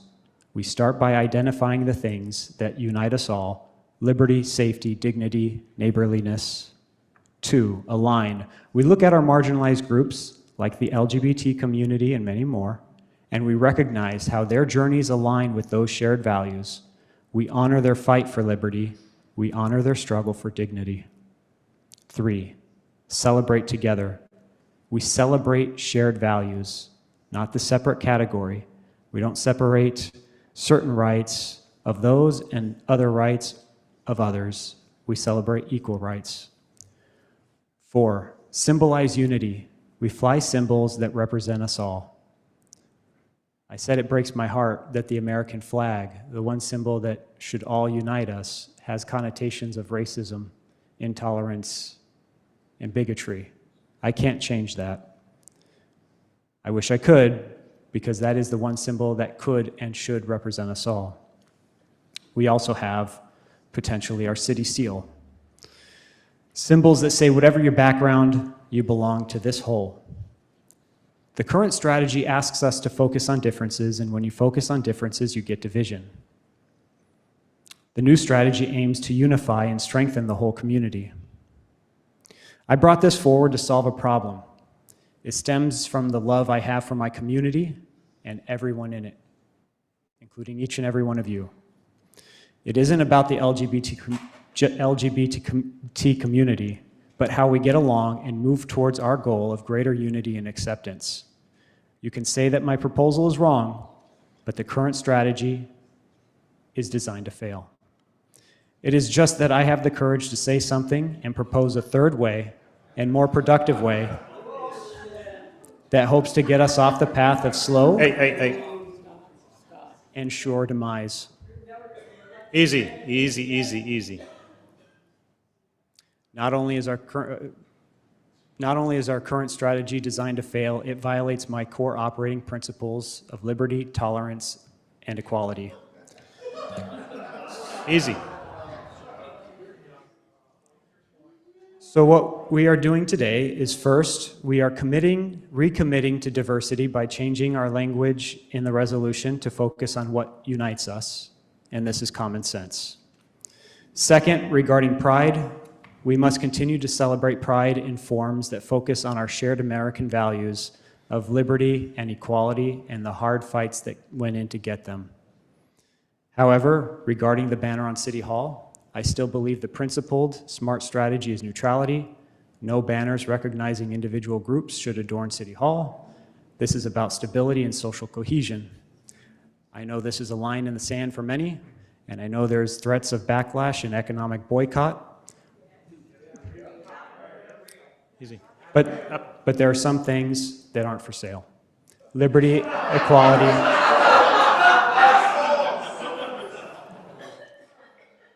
Liberty, equality, and dignity will not bend to threats. I am giving myself a Christmas present this year. Easy, easy. Let him finish. The chance to stand on principle. Let the record show that today, Joe Perdetto took a stand for liberty, tolerance, and equality. That this is the best gift anyone could receive. No more banners on City Hall. Okay. Next up, I would like to call upon Councilmember Harnick for her thoughts and comments. Thank you. I don't have a prepared script, but I do have this. Out of resolution number 2018-09, I just want to state this. Celebrate each other's differences and learn from one another. Let's start there. I will not support taking that out of there. Please don't. Please don't. Let me finish and let's have, this is a business meeting. This is the business of the people and let's take it seriously. I want to set a couple things straight. I've heard a few times talk of the flag, of putting the flag up. This is not about the flag, and I know some of you are well aware. This is about the banner over on the corner. And we put this up for many things. And I just want to make that abundantly clear. It is about the banner that shows on the corner of City Hall. I also want to address the fact that there have been some people who have found issue with the immediacy of this meeting. Some appreciated it, some found it nefarious. There was nothing nefarious about this. What this was the fact that Mr. Taylor said this was a dumb proposition. I say it was destructive. And we had to act on it immediately. And as soon as we could do it was at 1:30 today. We've listened for 3.5 hours. So people have had a chance to talk. So it wasn't that, I'm sure there are some people who were left out. No matter when we had it, there are going to be people who couldn't come. We got a great response. People spoke up, and thank you for being here. My feeling on that banner, that is a great American success story. There are countries in this world where that would never happen. In fact, there are places, unfortunately, in the United States of America where that might not happen. It is happening here in Palm Desert. I tried to read every one of the emails I got, and I will tell you, I didn't get to them all. I just didn't have the time. I tried, and I responded to many of them. I heard about, oh, why are we doing this? This has been over since the 1980s. We're all good now. Come on. When my kids were in high school at Palm Desert High, on 2 separate occasions, I had a young man living in my home because he had come out of the closet. His parents kicked him out. 2 separate students. And that was probably around 2010, between 2010 and 2015. And they lived in my home under one condition. They knew that they would be safe there, and their parents knew where they were and they could contact me. So it's not over, but we're better. And Dr. Frick, who was here early and said, we're not finished, he's right, we're not. We have work to do, and we'll always have work to do. So let's keep doing it in a very positive way. You said you performed more than 20 weddings for LGBTQ plus people. You gotta understand, this is not easy. Maybe because I'm old enough to remember when people could not come out of the closet, could not speak up, or they would lose their job, their family might be hurt, they might be hurt. It's not over. We have to be sure we support every marginalized person there is. And a simple banner, if we're saying we acknowledge, we also say it for lots of other reasons. Really? This is not who Palm Desert is. I promise you. I promise you. And I have heard from myriad businesses about this. Please don't do this. This is not who Palm Desert is. It just isn't. I took notes, so excuse me that I'm all over the place, but we talk about the acknowledgement of history. We know what history is. We know where we've been. We know where we're going. Let's keep going in the same direction. We've made progress. We have more. I pushed to get this resolution through in 2018 because we needed it then. We needed it now. We need to celebrate the differences. That is what makes us great. That is how we learn from each other, and that is how we grow. So please, please, thank you for being here. Thank you for supporting it. And there were some rather ugly, mean-hearted comments made. There was mostly the greater majority was respectful. And thank you for that. And when there were ugly comments made, I have to say there were a number of you who apologized for people who did that. And thank you for that as well. We can do better. We will continue on that road doing better. So please hang in there with us. It is not who Palm Desert is. Hang in there with us, please. Thank you. Thank you, Councilmember Harnick. I think I'll move over to Councilmember Quintanilla. Thank you. First off, if you see me kind of squinting, it's because my contact lenses are not where they normally sit, because I've never cried during a council meeting. And some of you know that I had my own little fair share of people coming to give their opinions where they opposed what I had to say. And similar to my colleague, you sit here, you listen, and you learn. And so again, please, I apologize in advance. Mayor Pro Tem Perdetta reached out to me, and he said, help me understand. And just as he said, forgive me if these are questions, if they may seem insensitive or ignorant, but I really want to learn. And I can safely assure you, these were long conversations where we talked about where we are, where we've been, and why it's essential that we never go back there again. When I stand as a proud ally, I think of my friends who have been experiencing this kind of hatred and fear, even from their own families, their whole lives. One of my dear friends said, I knew I liked He-Man for a whole different reason than all my other friends at 6 years old. And then he would hear his dad come home from the bar and say, this F word hit on me and I beat him. How is he ever going to say to his dad, Dad, I have something to tell you?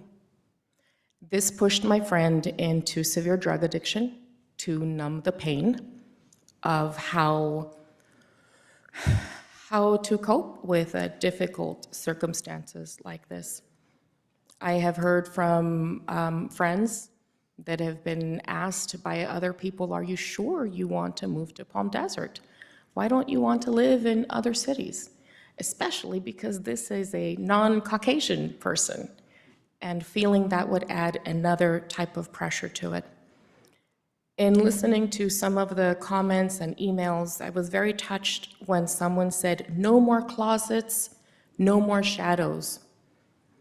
And they shared what it was like to not feel that they were seen at any age until the moment that they felt they could be safe and authentic. I was very proud to see a woman who took that chance to come out today. Whether people knew in her private circle or they didn't, this is a broadcast meeting, and she took that risk of what that would do to her business. And now think of what that precedent sets in small communities, where your housing, your job, your childcare, and everything that keeps you alive depends on you staying quiet. Someone mentioned Matthew Shepard. I'm not sure if everyone knows or if my younger colleague is aware, not to be condescending, but there's just a lot of things that have happened. And he was a student at the University of Wyoming, and on October 6th, he was brutally beaten and left to die. He died 6 days later on October 12th, which happens to be Columbus Day in Palm Desert, acknowledging Columbus Day is a whole other issue. Let's put a feather on that.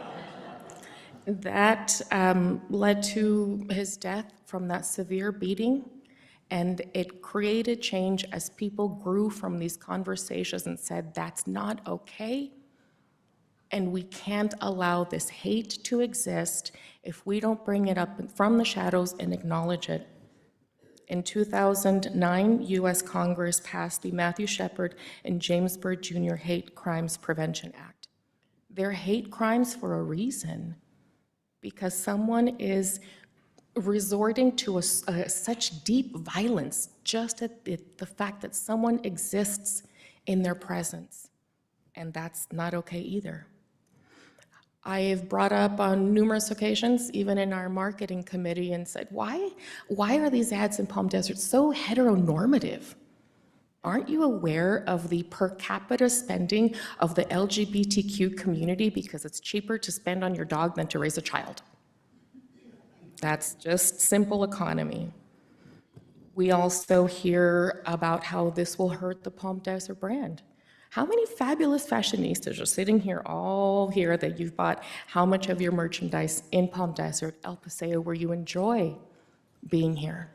And I hope that doesn't deter people, because not every store owner feels this way. And we can't punish those people who are supportive, who do understand a safe space at the expense of others because you want to send a message.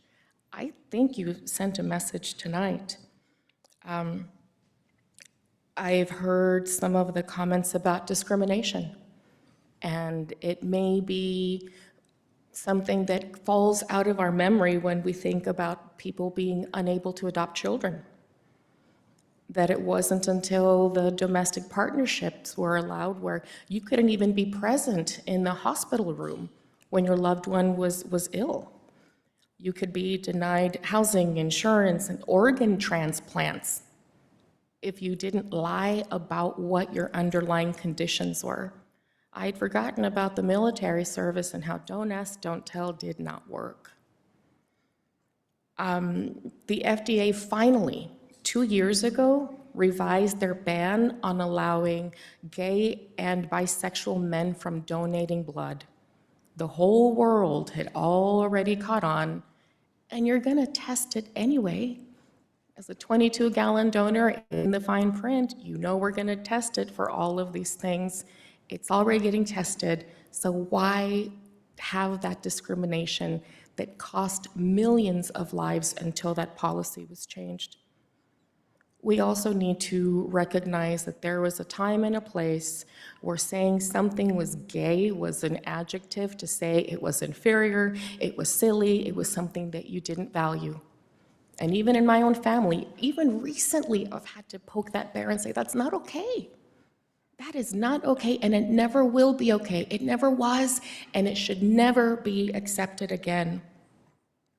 As my colleague mentioned about families that aren't supportive of their children as students, when I worked in higher education, there were several times where I had students come in and say, I don't know how I'm going to pay for tuition. I don't think I'm going to graduate because I'm still within the age threshold where I have to declare my parents' taxes and they will not give them to me. Why can't you stop being gay like your brother? Just because one brother is able to suppress everything and go to a very dark place in order to pay for his education doesn't mean anyone else should. Sometimes we were able to secure the exemptions that were required, and other times we're not. Your ability to love who you love shouldn't restrict where you live, what you can study. And I think that even though we had a pride banner, and I'll use it in quotations, because what we had last year was essentially, to me, a token act and a slap in the face. Because saying that the pride flag is there is not the same if they are in pastel colors and pop-up little bubbles and white text that was hard to read. Every single person that's here, and how many across the Coachella Valley, Southern California, and the world know that they are the bright primary colors. So yes, we have had an acknowledgement, but I don't feel that we have gotten to the point that we needed to respect our residents as we have now, finally, with that banner. This is an issue that's not going to go away, because there will always be people that choose to remain uneducated and stuck within their beliefs of what's kept them there, of whatever many reasons. I'm not here to resolve that. I'm here to use my position as an elected official, as a policymaker, to say, I hear you, I respect you, and I will act on your behalf. I'm hoping that my colleagues will separate the two issues, not as it was presented, to combine them, because the first one is more specifically about the banner. But to say that we have always accepted everyone equally is perhaps creating a little bit of short-term memory loss. When a few years ago during the pandemic, I asked for an anti-Asian hate proclamation. And I was told by one of the council members, we don't have enough Asian people in Palm Desert. And I said, well, what about the people that work here? How many Filipinos are in the healthcare system? We can't ignore the people that work here, that visit here, not just the people that you choose to count in the census. That was quite a contentious issue, and it even ended up as clickbait on KESQ. We can say we have these policies of inclusion that says, can't we all just get along, while at the same time really digging in. And I appreciate that my colleague, our Mayor Pro Tem, said, do I regret it? No, you don't, because it means we are here. Because there are people that may be watching because they didn't want to come here, because they want to listen at home and try to absorb that on their own. For the people that didn't feel safe coming here, to know how many members of the community are advocating for them. And are we taking these items separately? Looks like it was introduced just as one item. The council can separate the two items if they want to have separate votes on the first resolution versus the second. I'd rather just treat it as one, but I would prefer not to. I would prefer not to. The reason that I want to continue to discuss why they belong as two issues is because of the fact that, again, when we have that uniform language, it doesn't mean that we are acknowledging why we even needed to have it in the first place. When we discuss equity and civil rights, we have to acknowledge that we need to get comfortable with the uncomfortable conversations, or we're never getting through this. As has been said many times tonight, cultural recognition for one group does not mean it will erase another. And it shows me that we still have people that are willing to pick and choose. You can't cherry pick that you love commercialized Panda Express, but won't support a local Chinese restaurant while at the same time fetishizing Asian women. Those should not go there, but that is a trifecta that some people refuse to see. There are severe dangers in ignoring the truth. We've all heard those who don't know history are destined to repeat it. And my cousin who lives in Berlin added, and those who do are doomed to watch them repeat it. That's why I'm proud of every single one of you that took the time from the beginning, that are still here, and the conversations you will have after this for the people that could not attend. I think about the fact that, I know this is going to get to some folks, but when Hitler wrote Mein Kampf, he said the Americans got it right because of the extinction of Native Americans through the reservation system, because of the segregation laws, because of immigration restrictions, and race-based citizenship. Gives a little bit of some deja vu with that. Freedom of speech is not freedom of consequences. And one other thing that I think that must be addressed is equality and equity are different. And it can be difficult for people to explain that they are not interchangeable. Equity would be like a teacher hanging out one Band-Aid, identical Band-Aid for every child, and say, make it to the end of the year. Equality is understanding that one Band-Aid may not be enough for one child. The Band-Aid may need to be larger, or a child may be injured more than once. We need to say, how are we supposed to address and say, sorry, you used up your Band-Aid, I can't help you, you're just gonna keep bleeding? Have your mom fix it at home? When we discuss inclusion, we have to remember that it includes ADA, that it includes pregnancy as a protected category. I'm very happy that the city has a nursing room. Those are the small, unseen things that we acknowledge. We have to consider the inequity in the labor force. Because again, if we're going to talk about this being in a whole inclusive policy, we have to recognize that undocumented immigrants are the backbone of our economy because they are exploited labor. We know that there are people that are trafficked, and they are part of the people that don't get paid, and they say, well, what are you going to do about it? How many people have seen that change in what they see at the grocery store? If you're not seeing it in your bill, are you noticing it in the quality of your produce? Because people are afraid to go work in the fields and pick the crops that come to your table because they are afraid. The eradication of culture comes in many ways. Here, the primary support has come from the LGBTQ community. When we look back, this is an issue that's been going on for a long time. And if we go further back into the Americas, Two-Spirit, that's what you called people that were LGBTQ. Two-Spirit meant you could understand both and you held a sacred role in your community. We have destroyed that inclusion. We have destroyed that equity. And I think that we do need to take these separate issues because we need to make a distinction, not only about the banner, but the policy overall and how it is implemented.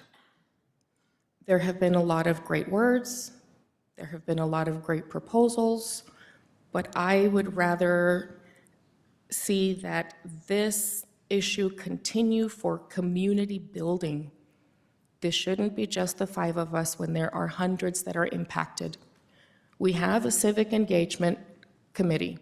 We need to use the residents that are there. We need another study session, which, by the way, is something that we mentioned that we should probably have a study session. So not only do I oppose the proposed resolutions, both of them, I feel that we should continue the item into a study session, as we had mentioned in the beginning during our last meeting. Thank you. Councilmember Harnick, you have a comment you wanted, or should we go through everybody first? Okay, Gina. Okay, so we all bring our unique life experiences, whether we're sitting on the council or we're here participating. And I've always strived to live my life by love thy neighbor. And it is the biggest influence in my life, as is religion for me personally. And I love our country, I love our community, I love my family, and I always tried to do the right thing. And in terms of this issue, it pains me to see and feel how it's torn our community apart. And I do not like it. And I also don't like putting people into different groups of identity if it's going to be divisive. And that's what tends to happen when we put each other in these different groups. And so maybe I have a Pollyannish idea that we all are just one. We're all, whether we're residents of Palm Desert or a business, that we all want to work and do the best for each other.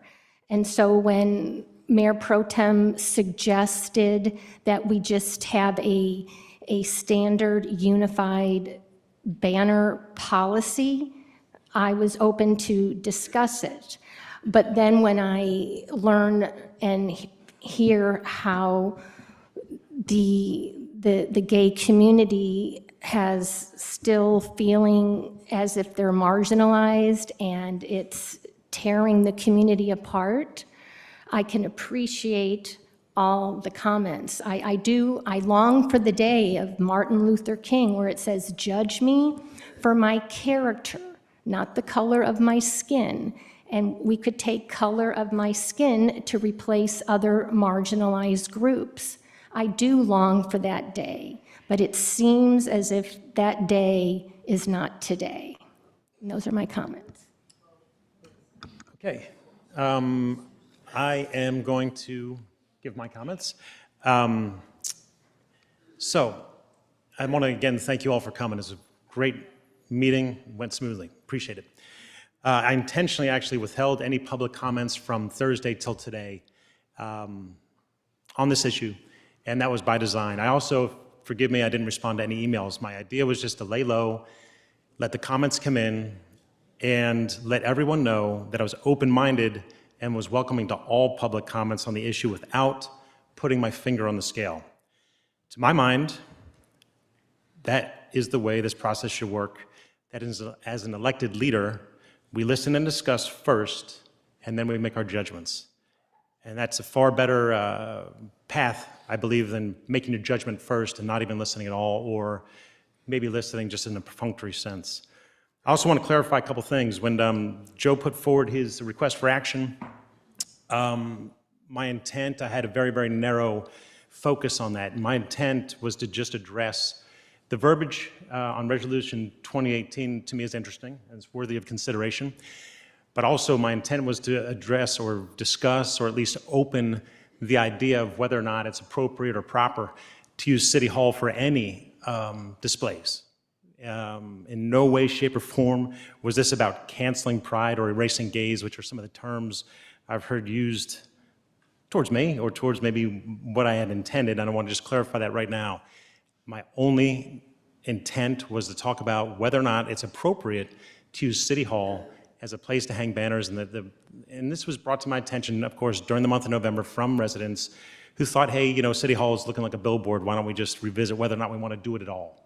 And so that was my idea in seconding what Joe put forward. I can say over the last 4 days, I've heard from people who I would never otherwise have heard of. They shared their stories with me via email, on the street, in person. We received several hundred emails as well. I'm sorry, they're still coming in, so I'm guessing we're up to about 200. And the response was overwhelming. There was no denying that the large majority of people want to keep the banner. I think only 2 of the emails that I read spoke in favor of bringing the banner down or you know, rescinding the policy of keeping up the banner for Pride Month. So that made a huge impact to me. I can also say that many of their personal stories they shared were moving and compelling. I felt their hurt, I felt their fear, and I felt their need to have the banners displayed so they felt welcome in our city. I'm going to stop for a second. I do want to say that in large measure, what Joe's describing as his vision, I agree with in this sort of utopia, I would consider it, where we don't need any distinction between all, but it's just one love. Nobody's looking at each other thinking, you're different, you're different, you're different. It's just a sort of an equal for everybody. To me, that's utopia. That's what we're striving for. That would be the ideal for me. And we just get on with our lives and worry about other things.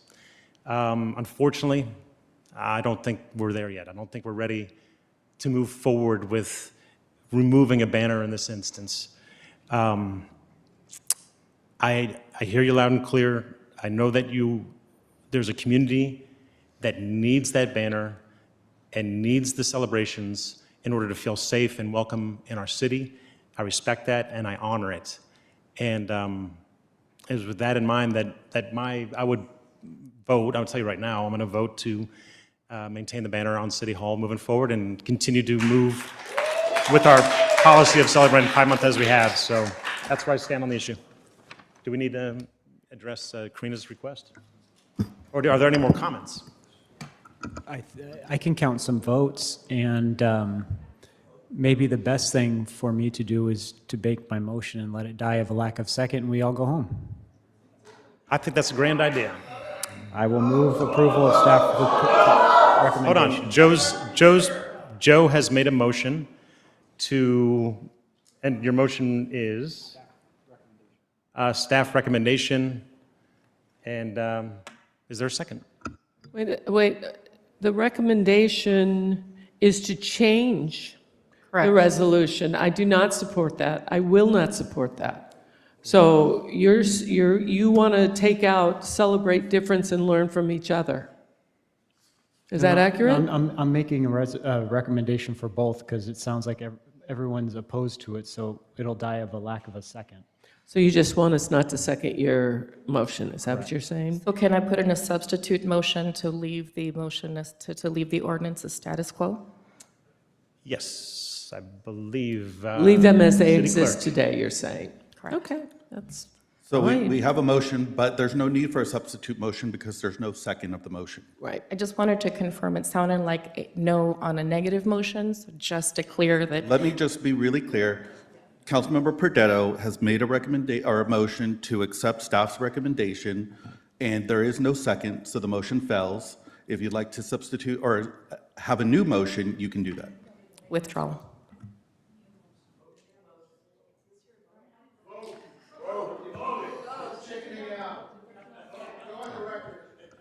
There could be a motion to take no action. I would move to take no action on the resolutions as that exist presently and take no action to leave them alone as they are currently worded. I will second that motion. Right? Hold on. Councilmember Harnick? Yes. Councilmember Niscandy? Yes. Councilmember Quintanilla? Absolutely, yes. Mayor Pro Tem Perdetto? No. And Mayor Tribby? Yes. Motion passes 4-1.